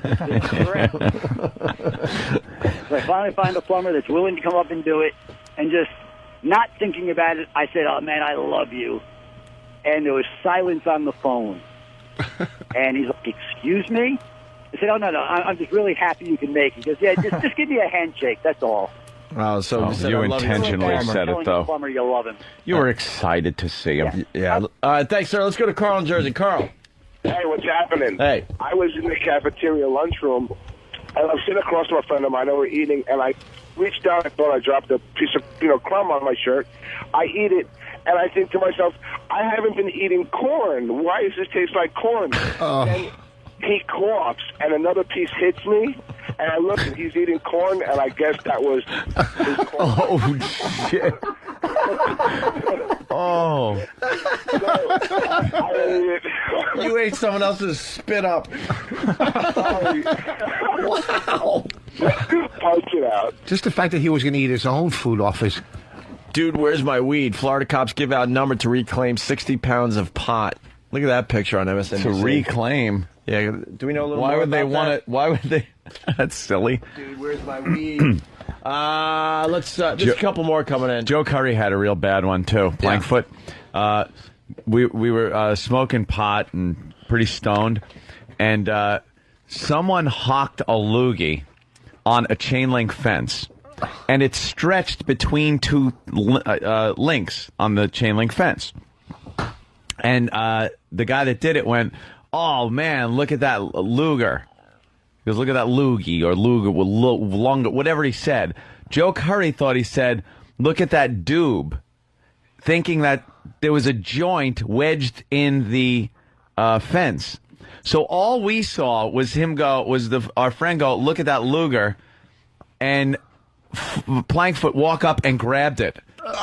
And pulled it toward him, thinking it was a joint. He was that fucked up. And we had no idea what his mindset was. We were like, why is he grabbing someone's fucking lung snot hanging from a fence? Yeah, snot is a rough one. Justin in Kansas. Justin! Yo, what's up, dude? Hey, man. Go back for holidays with my new chick and everything, and a bunch of us go out, local bar there, get all fucked up, and go back home. Well, my brother's there, too. Go home with the chick, lay in bed. She's like, "I gotta go piss." She's all drunk. Comes back in. I end up passing out. Wake up next morning. She's laying in bed with my brother.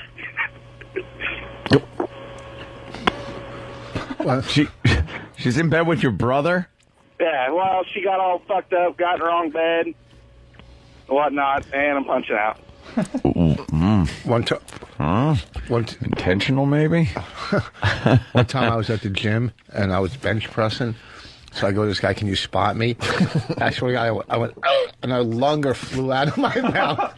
and he was and landed on his pants. And it's so embarrassing, like when you're cleaning your lung off of some guy. It wasn't a big one. It was just a little flying mucus that came out of my throat from grunting. He returned the favor by teabagging during the next set. Push the weights back on your neck and fuck your mouth. Let's go to John in North Carolina. It wasn't at Attica. Speaking of Attica, John's got something for you. I think, huh? I can't believe you let this one go by. Rich Voss with his hot prison stories. Now he's telling you where the hot prisons are. Yeah, where you can stand at night and watch hot prisoners. From the bridge, he's got a nice view into cell block C. Yeah, what's that? You're obsessed with prisons, Rich. Oh. Let's go to Jeff in Texas. Jeff. Hey, I had that similar mistake slipping up, telling people things on the phone. I left my ex-wife. We had to make the whole kid exchange custody thing, calling up to arrange to make that change, and I made that little slip up where when we were hanging up the phone, I go, all right, I love you for a habit of being married for 6 years. And I just sat there and like, so you said love you to your ex-wife. So you look like a douche. Oh, it was my choice to leave, so here I am thinking, oh, great, she's thinking I want to fix things now.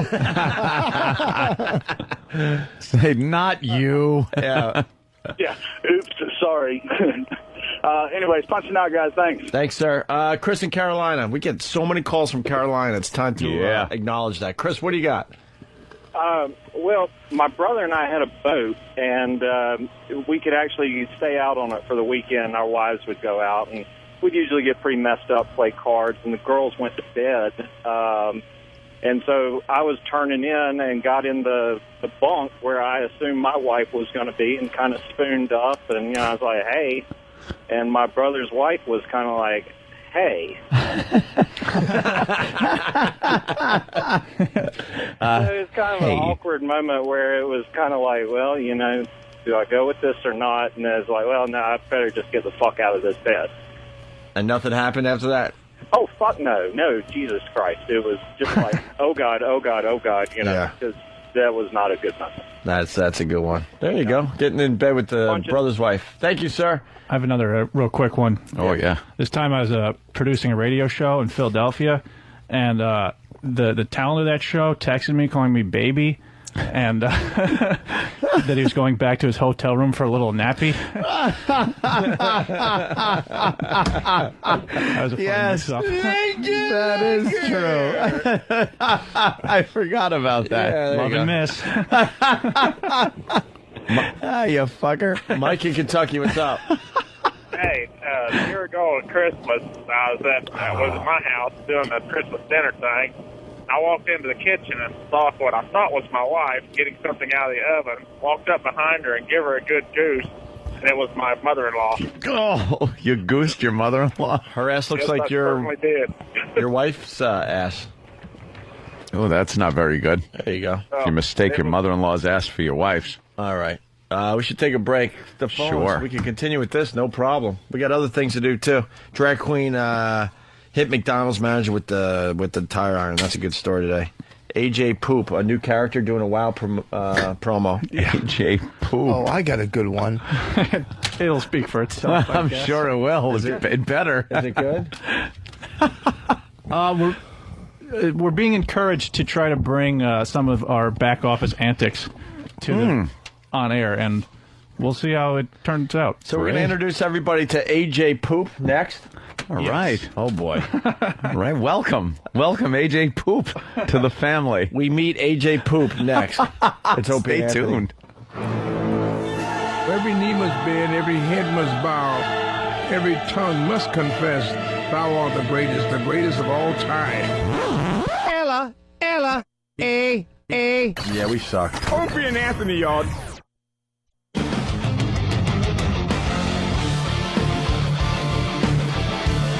It's the Opie and Anthony Show on XM Satellite Radio. We have no bosses.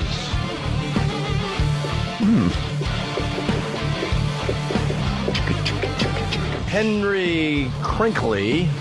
Hendry. From Hopper Street writes, I'm a cop. You idiot.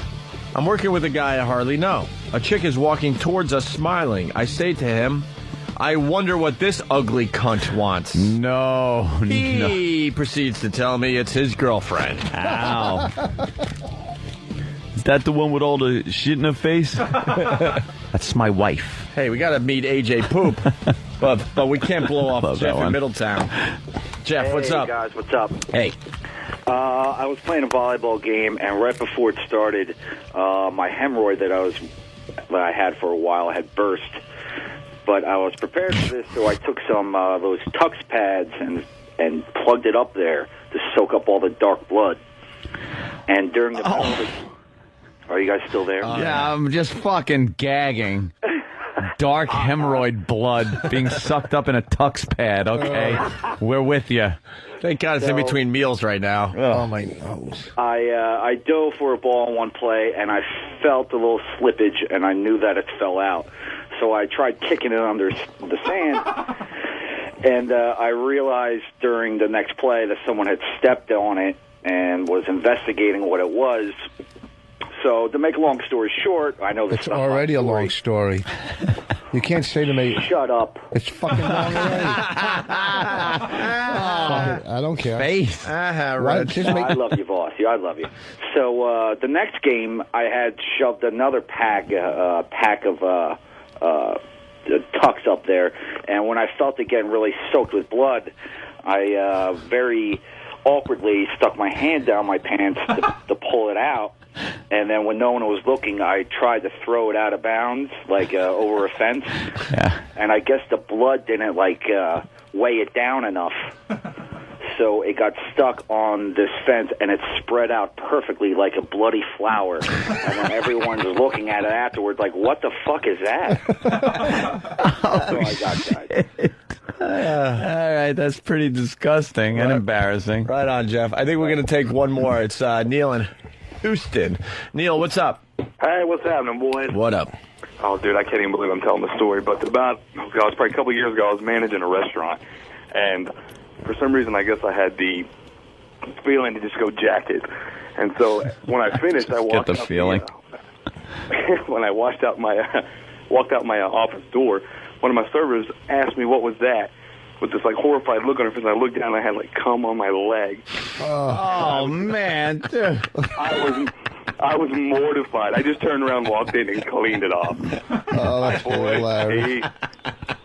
Thanks, guys. There you go. On stage one time, I was wearing white painter pants when I first started comedy. I didn't have any underwear on, and I took a piss in the bathroom. I didn't realize, but it left bright yellow stains. And I'm on stage, and some girl in the audience goes, "Look, he has piss stains," and the whole audience was pointing at me. And That's a horror. I was only doing comedy for 3 or 4 years, and I had to close the show, and it was the beginning of my set. So I'm up there the whole time, and all I'm thinking about is everybody's looking at these. Everyone's bright just yellow looking at your piss stains.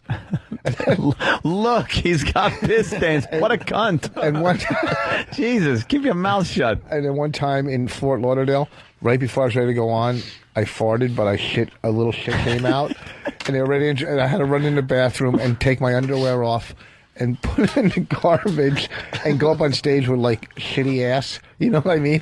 You could just feel the moisture. Oh, who hasn't ditched underwear? God. Damn. Rich, you're disgusting. You really are like an old man. This was He's a long shitting time. himself, I know, he's but- pissing himself, he's putting snot on his dick. You do things that old men do. Piss yourself and shit yourself. Right. And have snot on your dick. Yeah. Hey, let's we're going over there? All right. Oh, yeah. We get to meet AJ Poop. Yeah, it's not even his full name. What's his full name? What's his full name? It's AJ. Why is- AJ Wait. Jingleheimer Poop. As we ask what is his name, his full name, whatever, Sam walks in. Why is He's Sam... shaking his head, too, he's a little disgusted. Are you AJ Poop? Well, what's his full name, Sam? His full name would be AJ Poopy Shits. AJ Poopy Shits. Yeah. Well. Yes. All right. Are you feeling all right? Sell it, Sam. Well, Yeah. many months ago, this character was invented when we were back in the office after a show. Why is Danny? Wait a minute, coming Danny's in? coming in now to. Danny was there when we invented. We were watching. I just wanted to reiterate that this wasn't months. Like this was at least over a year ago because we had we had a different executive producer at the time. Okay, sure. That is a while ago. So we were watching like the news, and this guy came on reporting, and he had a lisp and everything. He had the whole sort of stereotypical gay thing going on. But it wasn't a sexual thing. It was the news. So I started speaking in that type of voice, but all I would talk about was how much I liked women. Right. Which, to a room full of guys who hadn't gotten a whole lot of sleep and had just gotten off work, was hilarious. Yeah. Steve was one of those guys, and when Steve hears people laughing, he insists that this needs to get on the air, to which I said, no, Steve, it doesn't need to get on the air. However, Steve has decided that from now on, anything that gets a laugh must be submitted to be put on the air. Oh, that's a good idea, though. Oh, my God. That's a good idea. It's kind of funny. Yeah. So could work in many different ways. None of them good. About time you learned that lesson. You've been here over 3 years. So, because of that, I was forced into making a promo as AJ Poopy Shits. Okay. Oh, that's the guy's name with the effeminate voice? Yeah, actually, I thought of AJ, and Steve was able to help me out by thinking of the Poopy Shits part. Yeah. Ah, okay. You could sell this character to Loper and Schmitty, you know that. Schmitty Balls would love this one. Schmitty Balls. Formerly known as Wicker Face Pants, what? Whisker Basket. I have no idea. Whisker Biscuit, I think. Biscuit. Oh, whatever. Wicker Basket or Whisker Biscuit or some shit. Let's meet AJ Poopy Shits. Poopy Shits. Here we go. Oh, no. Hi, I'm AJ Poopy Shits. I love chicks and I love tits. It's my favorite part of chicks. That's why I love the Opie and Anthony show and their Wow sticker promotion. You just log on to the website, get yourself a sticker, throw it on the back of your hoopty, and you get to see some great chicks and their tits. Who could ask for more? Certainly not me. I'm all man, and if there's one thing that men like, it's chicks. Sometimes at home, I'll stand in front of the mirror, totally buck naked, and tuck my dick in between my legs. Pretend I'm a chick with great tits. Toodles. All right. It's the first observation of many. Yeah. You do there's a that few way there. too good. Yeah, I'll give you that. Look, Yeah. he's crying. He's tearing up. Just hearing your work on the air like that must be an emotional It's two moment. countries. It's two countries. I don't like AJ Poopy Shits. Neither do I. I love him. Yeah. The voice, you do it very well. It's so well that it's disturbing. Yeah. It's kind of, disturbing. And then the imagery that came to mind with the nudity and the tucking was, again, very sexy. I can't take full credit for the writing, but I will take partial credit. Oh, okay. I think we need more AJ Poopy Shits promos. And the music in the background was very good. It was. You should do like a chick report. Oh, You're like the expert chick guy. Yeah. All right. That'd be good. Something maybe like you're on location at spring break. Well, just like maybe looking at the hot chicks. maybe or- just talking about like the hot chicks in pop culture. Just like you write up a whole thing. Oh, yeah. What you yeah. find, what chicks you find hot and why? Like a celebrities. Celebrities. Yeah. Yeah. All the hot movie chicks or TV or something like that. Well, that would just be a joy to do. What a smart ass. G Baby from OA Experience writes, that was hilariously bad. Wayne Green from Calgary writes, Sam, that was awful. Boo. Boo. And Gabe from Staten Island writes, this is worse than Spuds Buckley. Linger longer. No. That was hurtful, sir. I also saw it. I didn't see who it was. AJ Shitty Bit.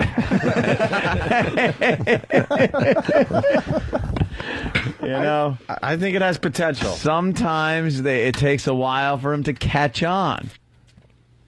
And sometimes You know, they just fall on their ass. But he's hitting right out of the on. gate. He's definitely hitting on something. Like you do see some of these guys out there. You're associated with them, and they're all about how they have to like just try to sell that they really like chicks. Don Wicklin? Well, I That's said who you're talking about? I said some guys, but someone sure, who if you wanna acts make it very personal. effeminate and gay, yet is constantly pushing how manly he is on people. And to completely try to throw us off, he got married. Yes, that would be him. Yes, that still didn't fool me. Not a bit. Not a bit. Not a bit. Sam, you're in trouble. I just got an IM from Steve. Yeah. AJ Poopy Shits is a hit. Hit!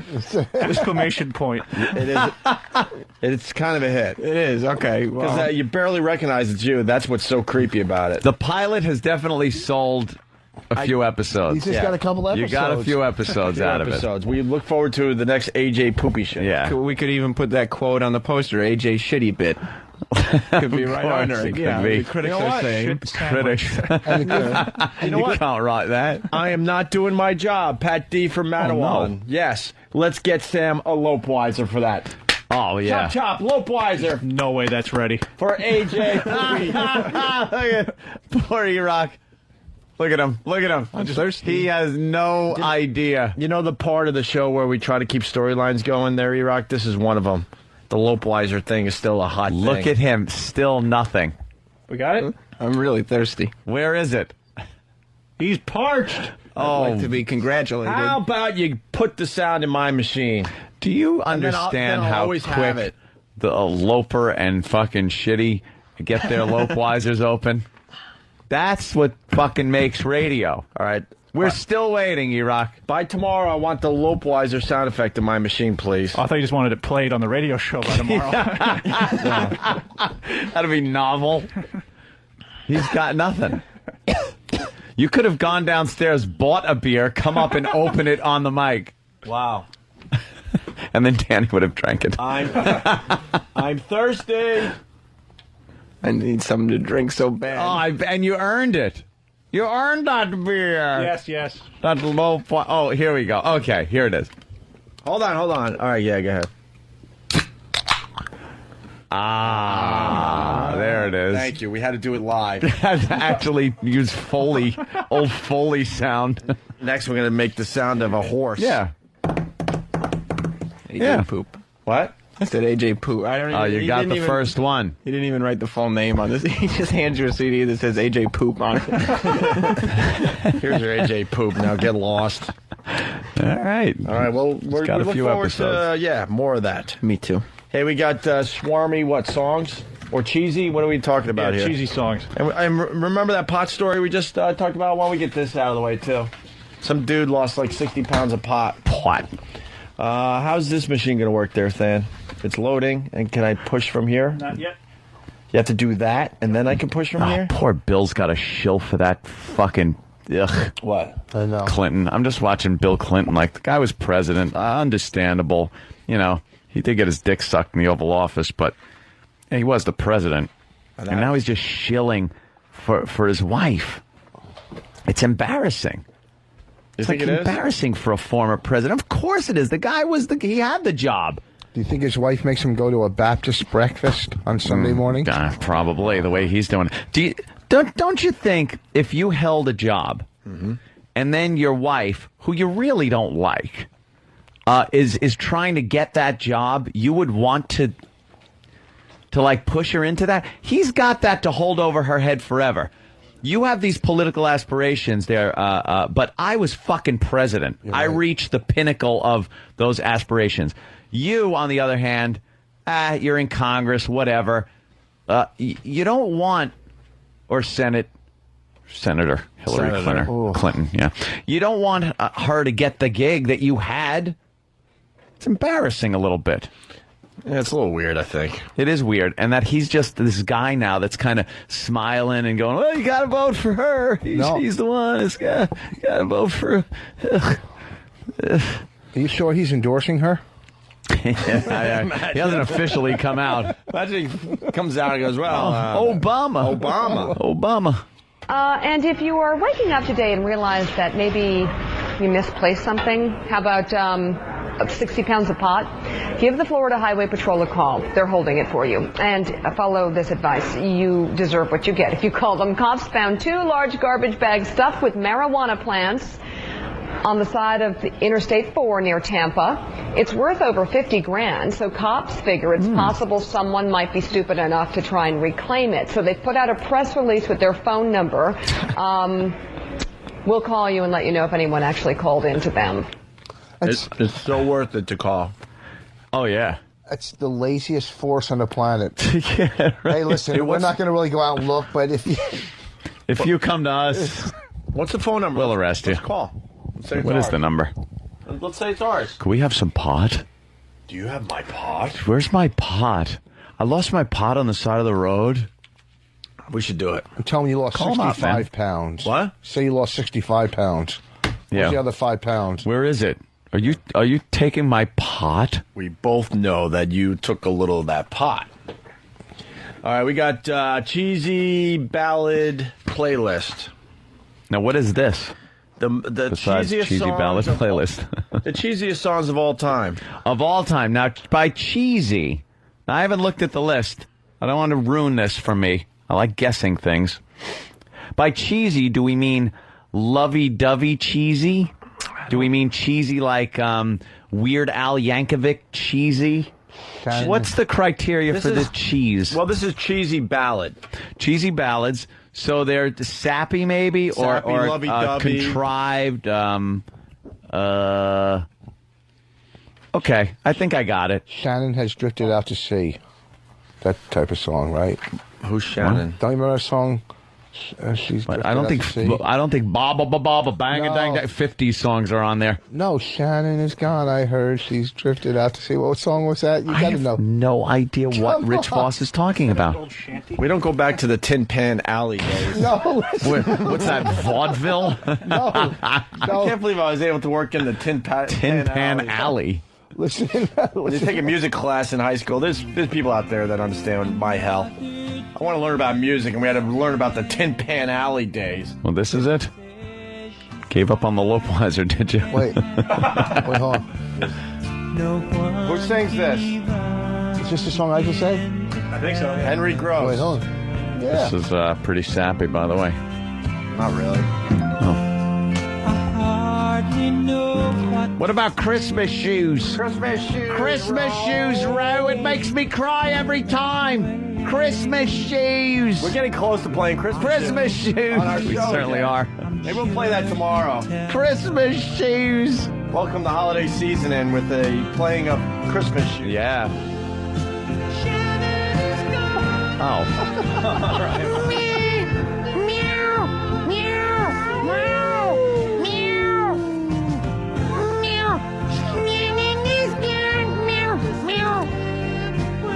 Yuck. No, Pendulum is not the cheesiest song of all time. Pendulum. All right, here we go. Let's, we can run through a couple of these. Why don't you play the track number 19?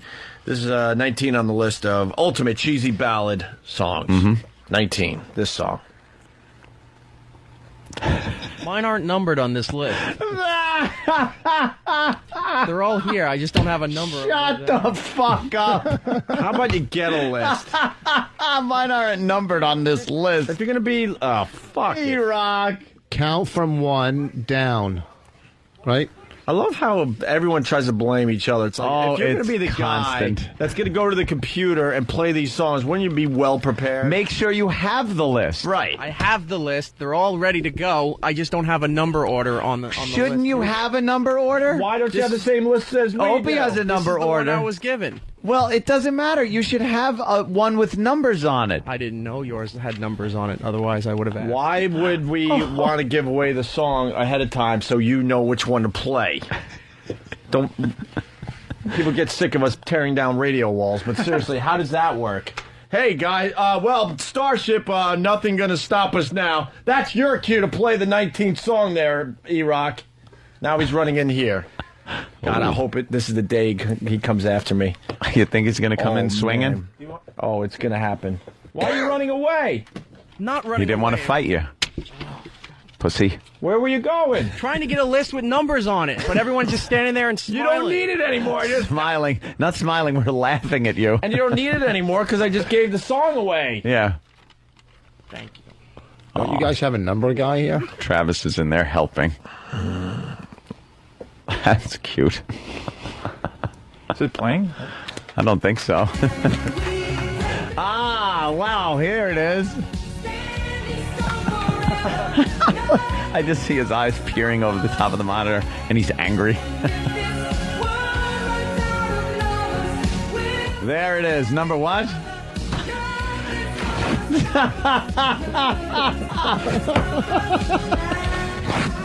And there goes the list. Opie is in complete disgust. There you go, E-Rock. Don't worry about it. Yeah. Throw your list away. I don't feel like doing it now. Clear the computer of the songs. Don't Stop Believing was number one. Go fuck yourself. That was 20 minutes we wanted to do right there. Oh, boy. Local resident in Philly writes, someone get E-Rock a Dopewiser. You got a Dopewiser for yourself? Oh, my God.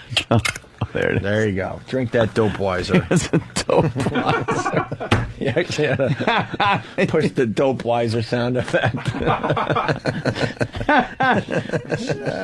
E-Rock. Oh, E-Rock. Are you sleeping? I'm fine. Oh, whoa. What? That didn't sound fine. What? No, I'm fine. Oh, I thought that was a recording. Yeah, you thought it was like a sound drop or something? Shut up for 2 minutes! Wow, Steve's angry too. Dog Shit Sniffer writes, all E-Rock knows is that the number 2 is a Big Mac with fries. That's a number 1. Ooh. Let's know that. Look at you showing some knowledge. Poor E-Rock. He's getting the brunt of things. Let's say hi to Matt in Queensbury. Matt, what's up? Hey, guys, did you notice Voss's brilliant help in that countdown when E-Rock didn't have a list? Voss goes, you just count from 1 down. So Really? 1 down. Survey. 1. Yeah, if you look at the list and you take the top one and you put 1 next to it, you can get to 19. That's counting up, though, where we come from. What are you talking about? 1, 2... Oh, you're right. And I punch it out, guys. Yeah. Yeah. Well, but you're going down the page. So Don't Stop Believing is the cheesiest ballad of all time? Yeah. That song rules. I wouldn't have... That song ruled way before The Sopranos used it, by the way. Way before. Here it is. Cheese. Oh, Journey. Why is this the cheesiest ballad of all time? We could come up with better ones. I know. This. It's a good song. This is a great song.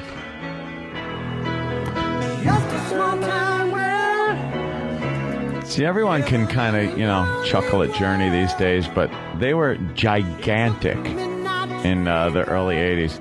Just gigantic. When the lights go down in the city. It was considered mainstream rock, not like schlock. There's nothing wrong with Journey. I can't sit here and listen to people trashing Journey. There's bad-mouthing Journey. There's nothing wrong with the band to this day. I mean, there are no Black Oak, Arkansas, but... Hey.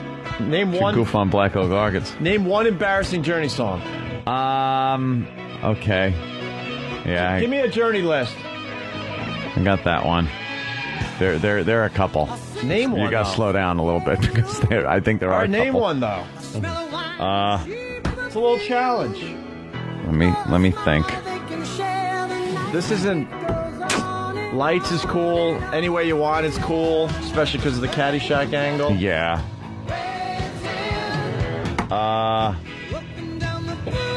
Open Arms? Yeah, well, for what it's worth. Lie here beside me. You dick. Separate Ways is a little... Separate Ways? Yeah, this is pretty... Is this was this a wedding song? No, he was writing this about John Kennedy's daughter. All right, Voss. I say game's still on. Open Arms isn't that bad. What about that one where he's where they were on the tour bus in the video, where he was shaving his mustache off? Was that Cherie when he went solo? His solo stuff's pretty bad. Cherie or whatever it was. Oh, Sherry. But Give me their list of songs there, Stan. Faithfully, yeah.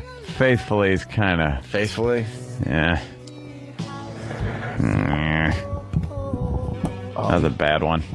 God damn, is she fine? Who's crying now? I know, this Puerto Rican girl that, had pepper spray on her? What the hell did she have on? Yeah, somebody tried to sabotage her winning the Miss Puerto Rico. She is so fucking hot. It's unbelievable. She's perfect. They put pepper spray on her face and in her dress, and... Oh, they could put battery acid on her and I'd still eat her. Ooh. She is. Oh, Cherie was not a Journey song. Yeah. That was it was a Steve Perry song. Opie, Faithfully. A lot of people saying Faithfully. Yeah, this is a little silly. And Russ from Alabama, I don't need a ruling, you ass. All right, done. This bit's done now, too. Yeah. Speed round, another bit done. Yeah. What's next? Let's go. Come on, we're on a roll. We're on a roll. Wham, wham, over. Over, Faithfully. Horrible song. The rest of Journey still, for the most part, cool. There you go. End of story. End of discussion. They had to put an album out. They needed a couple more songs. End of story. Here we go. This will kill a minute. Curling iron, earrings, lipstick, makeup, usually items that women use to get their day started. But according to police, 3 guys actually got all dolled up before committing some unladylike behavior at a Hickory Hill McDonald's. These 3 guys are accused of dressing up like women and behaving badly. Memphis police say they attacked 3 workers at this Mickey D's in the 3600 block of Mendenhall Sunday night. After placing an order at the drive-thru, police say the cross-dressers weren't loving the service, and that's when things got heated. Workers told police that's when the guys came inside the restaurant and started a fight. They're accused of hitting the manager with the tire iron, and when he fought back, that's when they kicked off their stiletto boots and took off their hoop earrings and really let him have it. They even hit the guy upside the head with a wet floor sign. With a wet floor sign. Nice. Hey, what I want to know is, he fought back after he was hit with a tire iron. Would this fucking guy have a fucking helmet? After you get hit with a tire iron, you go to the hospital. You don't fight back. It's not a movie where you just keep going. Right. Yeah, tire iron is followed by fucking emergency room. If somebody hit me with a tire, I'd quit. Fuck the iron. The iron. Just the rubber part. A fucking tire iron. How do you take a tire iron? That's a tough guy. Unless, the cross-dressers really kind of didn't hit him hard with it. I'd have just poked him with it. Yeah, you're bleeding. You don't come back from a tire iron. Fought back. When you get somebody with a tire iron and they're still standing, that's when you just fucking turn around and run. You don't take your earrings off. Not these guys. They took the earrings off and beat him up. All right, end of story. What's next? All right, well, Speed round. Let's move into Morning Zoo Bit of the Day. Love Morning Zoo Bit of the Day. Yes. Richard from Alabama, no, you need a ruler shoved up your ass. Thank you, sir. Here's your Morning Zoo Bit of the Day. This is a Campbell's Chunk Soup with Britney Spears bit. This is heard on several morning shows, including the syndicated Dave and Jimmy show. Dave and Jimmy? I knew he's been gone for a few days. Where the fuck? Dave and Jimmy. And the Do Dave show on KDWB in Minneapolis. The what? The Do Dave. What about AJ Poopy Shits or whatever the fuck his name is? I want Sam to do that live. Wow, that could be rough. Yeah. What, right now? You want to see if he... Because I'm thinking he makes, like, facial expressions. Yeah. And maybe body movements. Yeah, Does he put his hands on his hips? He is a little twink. I think he's method. I think he gets into the character. Do you get into character like Mr. Imus? Yeah. You got to use characters. All right. Don't look at him. Right. No one can. Do you turn around and fix your hair? No one can. It might look something like this. Let's go to Cam 1. Wait, we have a girl that ate 10 pounds of her own hair.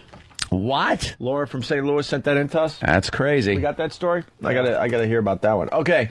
Hold on a sec. AJ Poopy Shits is in studio. AJ Poopy Shits. And you could, I guess you could intro like Morning Zoo Bit of the Day and talk about how hot Britney Spears is because you're all about the chicks with tits. And that's your catchphrase, by the way. Don't forget. Chicks with tits? Yeah, you could have used that a little more in your promo. I was feeling like you got a catchphrase now. That you like chicks and their tits. Okay. Was that the line? I think so. Yeah. All right, stop talking like Sam, and now let's say hi to AJ Poopy Shits. Hey guys, what's up? This is AJ Poopy Shits. I'm here on the One show, just having a great time with the guys. We're here to talk about Britney Spears. Whoa, what do you mean you're having a great time with the guys? That sounds a little weird, AJ No, Poopy just Shits. guys being guys, talking about chicks and their tits. He does. I knew he would look exactly like this when he did it. I'm just watching him on the camera so I don't throw him off. I don't want to throw you off. I want this to work, so I'm turned around. Ant's kind of looking through the Pal Talk camera. I just am here. We want to talk about Britney Spears and her fabulous tits, her gazungas, and just how great they've been looking lately. And hopefully this Morning Zoo Bit of the Day will be all about tits, because that's all I'm into. You like the tits, right? I friggin' love them. But she's not really that hot, AJ Poopy Shits. Back in the day she was, but... Yeah, you seem not to really know who's hot and... Yeah, you don't understand when someone... You can't just say Britney Spears is hot. You got to understand that maybe her hot days are long... Come on, long dude. gone. Chicks are chicks, and tits are tits. I mean, get he real. Just loves tits. Well, he's got to keep the catchphrase out. But don't you think her tits are saggy by now, AJ Poopy Shits? I guess they're a little saggy. I mean, they could be better. Yeah. But they're certainly better than, like, something on a guy or something. And you don't like guys, right? Oh, no. I mean, guys being guys and stuff is cool, but chicks is where it's at for me. Married man, Mr. Poopy Shits? I'm playing the field right now, actually. Okay, playing the field. Just trying to get as many chicks as I can right now. Yeah. It's been going pretty well. Yeah? Great. Why don't you tell us about the last time you had sex with a woman? Oh, my God. It was great. It was this chick. She was so hot. She had, like, blonde hair and these great tits. And I just got to play with them and maybe, like, tweak their nipples a little and just do all these great things to her. And she was so into me. Sounding a little too much like Sam. I'm not looking at you. Well, AJ Poopy Shits, what's happening to you? I don't know who Sam is. This is AJ. And, wow, you really sold it that time. I don't know who Sam is. Do you like anal with these girls? Oh, I'll do anything with a chick. The chick. What's your favorite part of a chick? Oh, it's the tits. Come on. He's kind of dancing to the music a little bit. All right, AJ Poopy Shit. So explain this bit, the Morning Zoo Bit of the Day with this hot Britney Spears. Well, I guess this bit is about... This is Britney Spears, that piece of ass that she is, doing a commercial for Campbell's Chunky Soup. Chunky Soup, really? Yeah, it's like a parody, but I don't know why we have to sit here and talking about soup and Britney Spears. Let's get to the tits. All right, let's get to the tits. Good Campbell's possibility. Hey y'all, it's Britney Spears for Chunky Soup. They say chunky fills you up right. And that's good, because lately I've been filled up all wrong. By that K-Fab son of a mother. I hate that bitch. Him, he's such a piece of white trash. She's got it together. Knows how to treat 'em right. So anyway, Chunky Soup has a couple vitamins and minerals. I'm not even sure what they are, but then again, so does this cigarette. Something else that tastes like cigarettes. My ex-husband K-Fab, that mother. What a low life, leaving his children for me to take care of, and I don't even know what I'm doing. I'm on hooked on drugs and drinking alcohol and walk with no shoes on. Wow. Chunky Soup. My kids love it when they're drinking. What are they drinking? Bourbon. I told you nothing but Chris style. My kids are better than that, you little sons of a bitches. Chunky Soup fills your dumpy white trash ass up right. So you can go and strut yourself out in public, y'all. Oh, I don't have panties on. Good Campbell possibilities. Oh.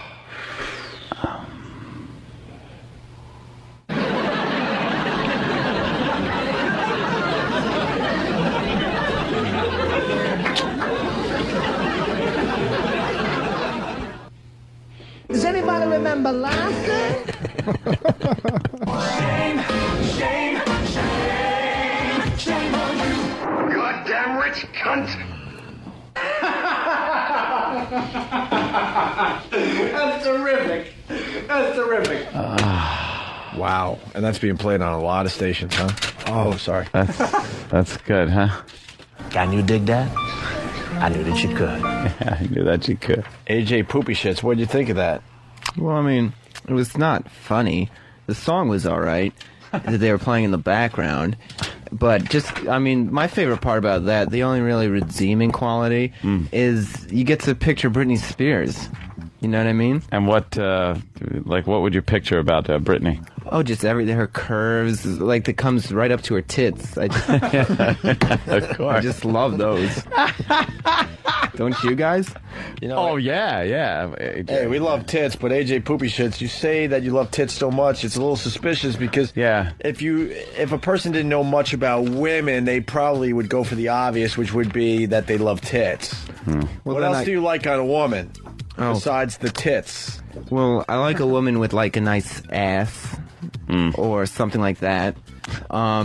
Good thighs, pretty hair. Like a nice mascara or something like that to bring out their features. Mascara. Do you like their shoes? Oh God! If a woman is wearing awful shoes, they just have no shot with AJ. I would tell you that right now. All right, AJ, let me let you in on something. Yeah. Men. Yeah. Men. Like us. Like most of us. Yeah. Mm-hmm. We don't look at the shoes. Really? Nope. You guys are missing out on a lot. I think chicks with tits buy shoes to show off to other chicks. Yeah. Well, that's They're not doing it for the men. Because men in general do not look at the feet unless you have a foot fetish or something. Well, yeah, that's what I have. A foot fetish. For chicks. Right. That's why I'm looking at the shoes and stuff, because I have a foot fetish. I love women's feet in a sexual, heterosexual way. Sexual, heterosexual way. Well, I gotcha. Now, AJ Poopy Shits, it seems like you've banged a lot of broads. Oh, tons. Where's the G-spot? Oh, it's right around the pussy. Right. It's right around the pussy. Right, under it. Okay. What do you mean under it? It's really hard to describe. And I think, a lot of chicks, if you've been with as many chicks as me, you know that it might vary from chick to chick. Yeah. Yeah. But it's right around the pussy area. Mm-hmm. Right around. I mean, dude, if you don't know where the G-spot is, then maybe you haven't been with a lot of chicks. Oh, and that's, to me, that's suspicious. But I asked you first. I know, but what I'm saying is it's suspicious that you don't know where it is. I know where it is. All right, then tell us. I told you, it's right around that area. Mm-hmm. Yeah, but where? Right around where the pussy and the clit is. Give some advice to the guys out there. How do they find the G-spot on a woman? Well, and how do they work that G-spot? AJ's having a little trouble with the G-spot because Sam doesn't know where it is. I don't know who Sam is.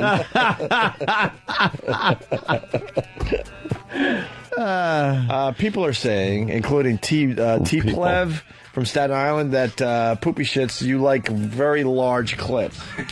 That you like extremely large clits. Oh, sure. The bigger the better, because there's just more to love that way on a chick. What's the biggest clit you've been with? Probably 8 inches, I guess. I mean, when you've been with as many chicks, I'm saying that they will vary in size, and I know that sounds uncommon or whatever, but they can get that big really easily, especially when they're turned on. Yeah. Well, people are also saying that you like chicks and their dicks. Dude, that's crazy because chicks don't even have dicks. That's guys you're thinking of. And I don't like guys in that way. No. Ugh. Convince us you don't like guys. How do I even need to convince you? We're just guys being guys and talking about chicks. I mean, that's all the convincing you need. I like tits on chicks. What else would I even be talking about? That is so gay that you guys want to even talk about this. Whoa. Hey, throwing that gay word around. Well, we're guys. We can throw around words like gay and tits. But they don't really. But they don't go along with each other. No, not Gay and really. tits I know. They're total opposites. One is definitely not even close to the other, and I like tits. All right. Enough about the tits. Oh, he likes tits. Do you like Never enough. tits or do you love them? I love them. Yeah. What do you do with the tit? Oh, I'll like kind of massage it and caress it first, and then start to like kiss it and suckle on it. Yeah. And then that really is something that gets them so turned on. Yeah. And then I'll like show them my stuff, you know, and then put that near their tits.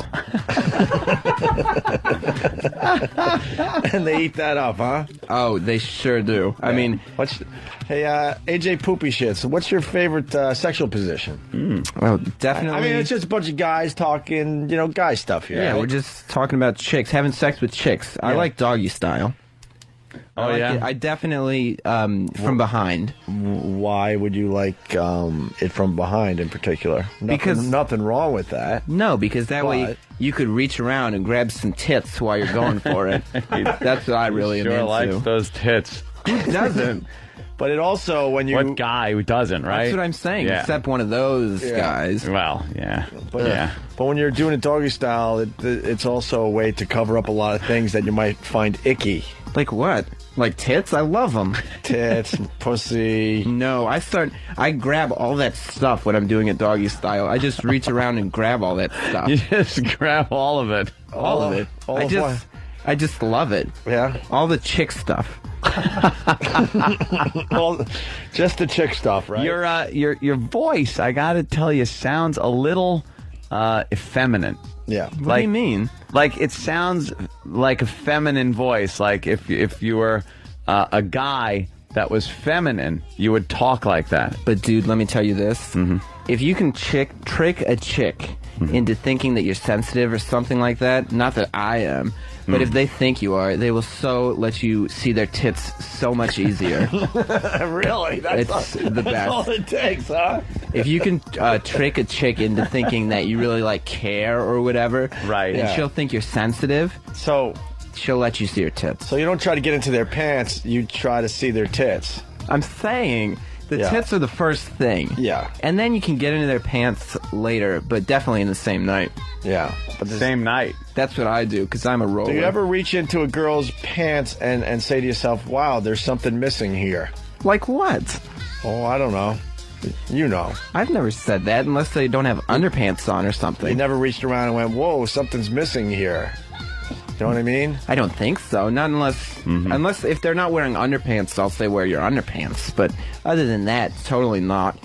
You're like, ew, icky. It's smooth down here. What do you mean? Of course. Well, yeah, I guess I do like a little more hair there. Oh, that's my personal preference. You like the hair around the what? Around the labia. and the pussy. Oh, so you know those areas. Yeah. And you don't like hair around the asshole, right? Oh, no way. That is gross. But why would a chick even grow hair there is what I'm saying. Oh, I don't know. Why don't you tell me, AJ Poopy Shits? Well, I don't know what kind of chicks you've been with, but the chicks I've been with are totally not in that league. No, huh? No way. And you like big tits? Oh, I especially like big tits, but like all tits I really love. I mean, to me, tits are one of the most fabulous things on this earth. Right. And where do you go to pick up your broads? Oh, I'll go to like the tavern or whatever. The tavern? Yeah, you know. Tavern? Like a sports bar? Yeah, sports bar. I'll go to ESPN Zone. Yeah. Because you like sports, because you're a man's man, right? Yeah, any sports, beer, and tits. Totally. You are reading my mind. Boy, I'm with you, Reading his AJ. mind. I like a place that has like lots of different types of beers. Yeah. And then lots of different TV screens with different sporting matches on every one. And you like football, right? I love football. What do you like about football?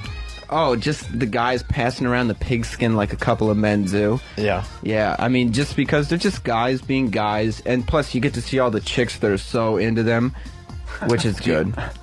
Are you a fan of the wide receivers or the tight ends? I guess I prefer the tight ends as far as football players go.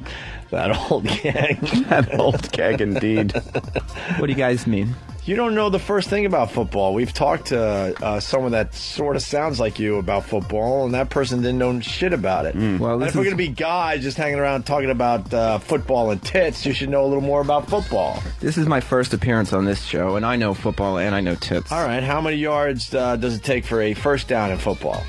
Oh, I don't pay attention to all that mumbo-jumbo technical stuff. Leave that for the bookworms, you know what I mean? Well, what do you like about football, then? Just to get to see... one thing that I like about football... Yeah. ...is the friggin' cheerleaders. Yeah? And they have short skirts on, and the only thing better than their pom-poms is their tits. And sometimes if I'm just hanging out with the guys, I'll say, check out the pom-poms on her, if you know what I mean. And you mean by pom-poms, of course, you don't... I mean, I'm talking about tits. Right. It's just like a jokey thing we do. Yeah. Yeah. Some people are saying he's at his best. He what? He what? What? Saying Rich is at his best right now. Oh, I know. Wow. What time is it? What? Shouldn't we be wrapping this up?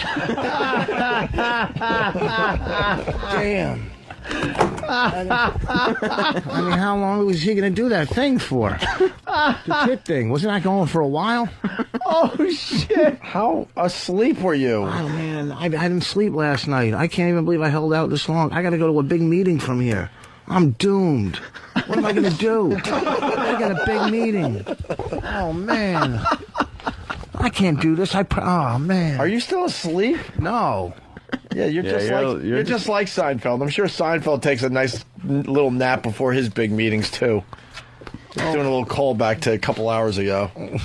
Jesus. Oh, man. Are you all right? Yeah, I'm good. I just kind of dozed off for a second. I was dreaming about Scranton this weekend. We were wisecrackers. We were having a good interview with AJ Poopy Shits. I don't know where he went. Sam, where did AJ Poopy Shits go? I don't know. He had to take off. He's on his way out. There's a man sitting here. Wow. Yeah, hey, now we got a real man in front of us. Sam, what do you think of that AJ Poopy Shits guy? He seems kind of gay. Yeah. Doesn't he? Like, yeah, he seems like he's covering up all that stuff. Yeah, doesn't he? Yeah. That's what I was thinking. Yeah. I mean, I can't stand him.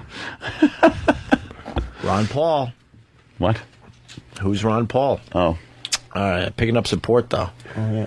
I think Tuesday Wells is Ron Paul is the goof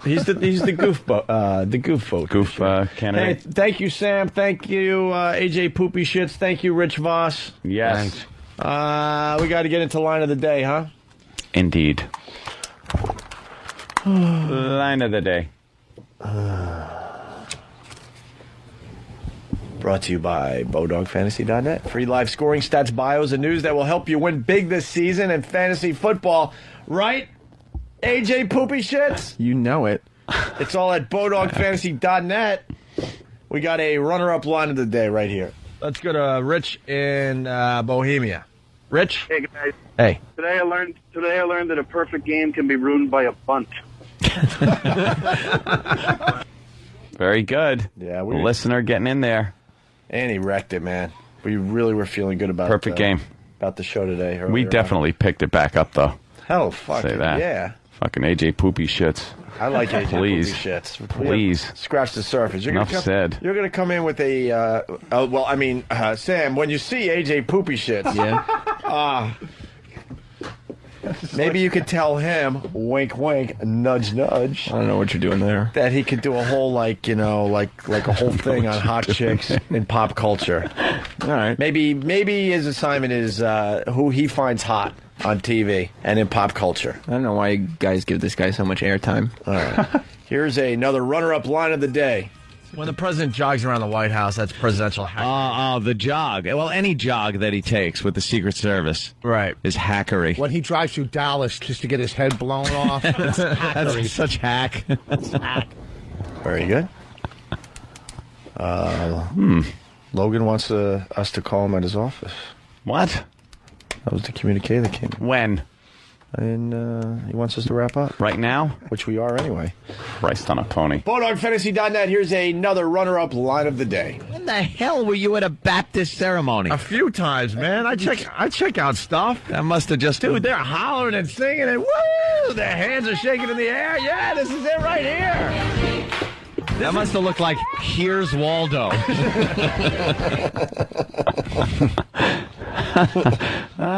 at that. That's the runner-up. Is that all the runner-ups? Yes. Gee, I wonder what line of the day is going to be. I so win today. I actually missed it. I just heard everybody laughing. It was a classic. I'm very excited to hear it. Yes. I get to hit another Dave Kingman home run today. Not many, but when I hit them, they're breaking windows in the parking lot. BulldogFantasy.net, thank you. Here's your line of the day.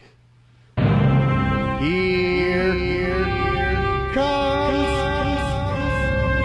line of the day, line of the day.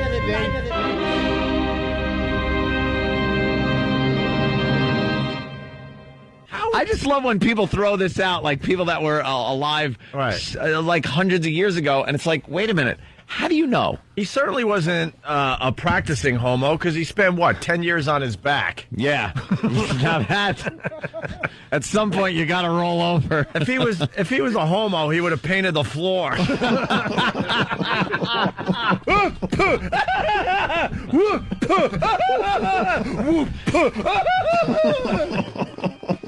And it ends with crotch shot. All right. Nice. Uh-oh. What is that? Is he calling right now? What does he want? What the hell? What? Hello? I was just calling. Check 1 2. You really want me to read this? Yeah, please. LOL. LOL. I was just calling you. No need for Ant. But tell Voss to go screw. Oh, he doesn't say that. Oh, yeah, it does. Fuck him. hold the fucking phone. All right. Do I know him? He ain't going to give you a job. That's all right. He knows me. That's good enough. He barely knows you. Oh, they know me. I fucking do. Please. Actually, the part I left out because I wanted to cause trouble, I was just calling you to catch up. Are you calling him? No shit. All right, I'm going to call him, too. No, not at the same time. Ring, goddammit. There it is. I'm calling him, too. Eric? Hello? Hello? Hey? How you doing, Eric Logan? Why wouldn't you want to talk to me?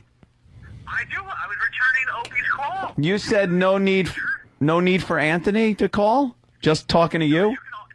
You can always call. I can. No. I was returning his call. I can call is different than no need for me to call. There's no need for you to stick around because I know how you like to leave. It's not mission critical. There's no issues. But if it's talking with Elo, I haven't spoken with you in a while. I figured, if you call up, perhaps, you'd want to talk with me. I would like. I was returning Opie's call from earlier this morning. That's all. Fuck you. Hey, what happened? Just hung up on him. Oh. That's all. Tell him I'll be screwing myself, though. I'm going to screw myself right now, Mr. Logan. I'm going to call him back. That's it. Now you call. We'll play bad cop, worst cop. I like Eric Logan. He knows that. Why? He can pick up. Hello? Why didn't you want to talk to Anthony? Well, there's a few things I need to address personally. Shut up! That's not true. Okay. Yeah, Voss wasn't too good on the show today, huh? Are you out of your fucking mind? What's wrong with you? Are you crazy? For 10 minutes, I take a little nap. Is he telling me to shut up? He's playing a sound machine? Yeah. Oh. First of all, Voss, you fell asleep on the air. That's never good. First of all, why does a boss have a sound machine? I know, he's crazy. It's in his office. Yeah. He holds meetings and hits the sound machine. He's got one just like we got with all the sounds in it. Hey, Elo. Do you like AJ Poopy Shits? Our new, well, not our new character, but a new character of the show? What was that? What did he Sound play? effects aren't playing. It's like fucking Willy Wonka. I think that's the car crash with the no preceding No, it. yeah. I guess you didn't like it. You don't like AJ Poopy Shits? G-spot part was actually pretty helpful and informative to me, actually. Oh, boy. Yeah. I see AJ kind of working his way toward the Fan and Sam show. There's a great show on 202 that appears very infrequently on Saturday nights. Yes. It's got about 7 listeners that we had to move AJ Poopy S to. Elo? What do you got on the merger? Cleaned it up. I got nothing. Seriously? I got nothing. Are we No. going to be part of that great programming that Gary Parsons was quoted as saying today? Absolutely. Oh. Bank on it? Absolutely. I would bank on it. Oh, no. Oh, boy. Now he's banking on it. Are you going to be part of the new company? No one said anything to me. But Mm-hmm. they realize, but they realize, My goal is to be here. but they realize how important you are to our success, right? Yeah. And to, You guys, listen, you guys are important to your own success. and to know, I think. Oh, look at them separating. What's that about? Oh, boy. What happened to us all sticking together? That's I heard not some good. separation in there. Where the fuck are you going? And can we go with you? You may not want to be aligned to me, though. What? Well, Clearly aligned. No. We're in this thing together. yeah, come on, we're in the trenches together here until if you get the boot. Regardless of what Manelli says on this stupid radio board thing. Well, let me tell you something about Eric Logan. And I'll say it this way. Mm-hmm. One of the very, very few people that ever got us. Mm-hmm. Mm-hmm. And I say it that way today because I don't feel like taking any phone calls this afternoon. See, I'm getting smarter, Anthony. And that's why you need to continue with us. You keep me sane, and you get the program. If In our- Eric Logan keeps Opie sane, Eric, you got to do a better job. No, I would have fucked this up a long time ago if it wasn't for Eric Logan. That's true. Really? Yeah, we've had so many people that just never got us, but Eric Logan's one of those people that get us. Okay, so who do we need now?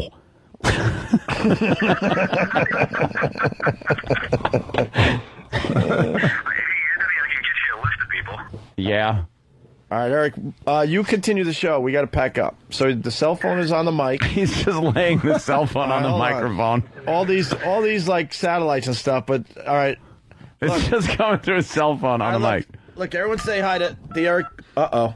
Eric, you still there? You still there? Okay, I'm propping my cell phone on the mic. That represents you. Ladies and gentlemen, the Eric Logan Show. We'll see you guys tomorrow. All right. I would like to, first of all, let all of our fans know that we've got some terrific programming over on this great new channel called XMX. It's really cool. Today we got Bob Dylan in the Theme Time Radio Hour where he talks, and then on Channel 3 we translate what Bob Dylan says. All right. This weekend we've got some exciting college football with the Big 12 championship, the SEC, and another championship game. We got that. Let's see. We have that home plate thing happening with baseball where the Yankees are going to get Johan Santana. We're following that trade information. Christmas chat. And don't ever forget that yesterday was the exciting premiere of the Commissioner Bettman show on home ice, where it was fantastic. The first time ever a Major League Commissioner was Major League Commissioner did a show, which was very exciting. That's on home ice for those of you who are of the hockey kind. That's 204. There's a great new studio over there that we ought to think about having the boys go over and do a show, so long as Rich Voss doesn't show up. We also have some great country channels, and we have the Grand Opry that was on last night. It's fantastic. I think that's it. Let's see, what time is it? It's 10:59, so I got another minute to kill. Another 200 let's see here. What else do we got? I'm with Don Wicklund, who's in my office right now. He's actually massaging my feet, which feels quite good. How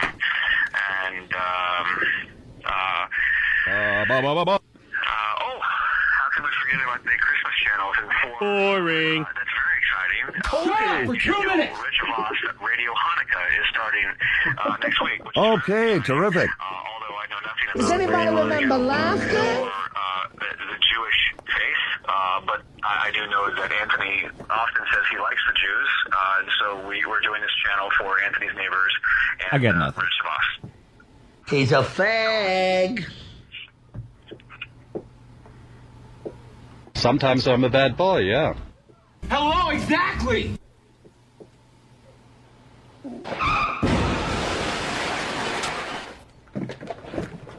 You folks fell on your face. You get an F- in my book.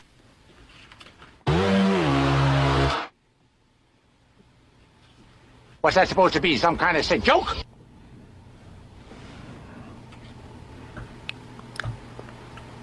Win cakes for nothing!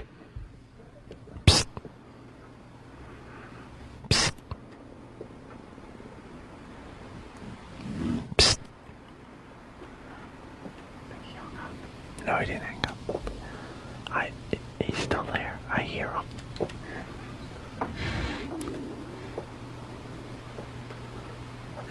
If you listen real closely, you can hear cocksucking going on.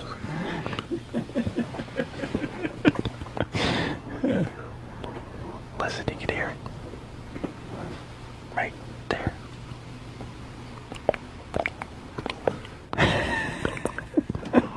Did he hear it? Did you hear it? I didn't hear that.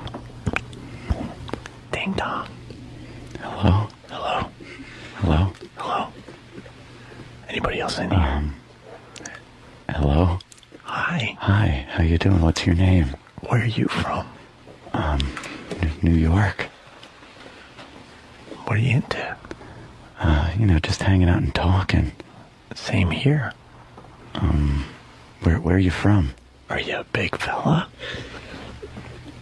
I've been told. How big? Big enough. Yeah? Hello? I think I heard someone else pop in the room. Hello? Hello? Hi, guys. Hi. Ooh. Hello? That's it. Hello? Hello? Someone else is in the room. It's my first time here. What's your name? My name is Slicker. Where are you from? Hey, wait. You hung? Somebody else is in here. Hello? Hello? Hello? Is that AJ Poopy Shits? AJ Poopy Shits. What's up, guys? What are you doing in here? Hello? We heard you on the Opie and Anthony show today. You did a great job. Thanks so much. You did a great job faking it today. Yeah. Oh my God, do you think they're on to me? I like how you talked about tits. Those disgusting things on women. Those icky things called tits. Ugh. Yeah. Who would like touching those? Straight guys are so easy to fool, you know what I mean? Yeah. They're easy to turn out, too. Hello? Fucking rich.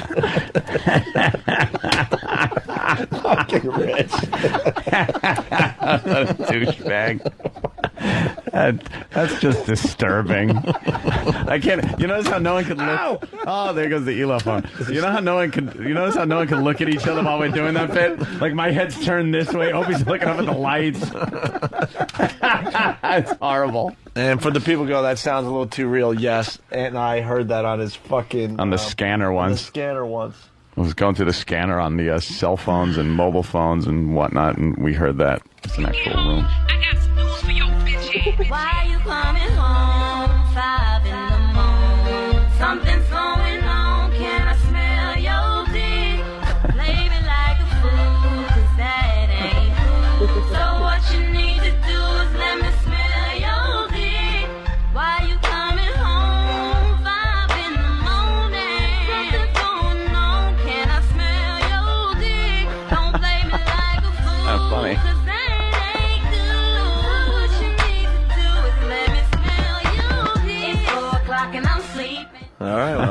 go. That's how we end today, guys. Yeah, we'll see you tomorrow. Thanks, Rich. Yep, Wisecrackers in Scranton, PA, right? Friday and Saturday? Absolutely. And AJ Poopy Shits, we'll be hearing from you, of course. Hopefully tomorrow. Why wouldn't we? And everybody out there, thank you. Ron and Fez, noon to 3. Oh, yes. For the illiterate and ignorant, this is dangerous propaganda. Opie and Anthony.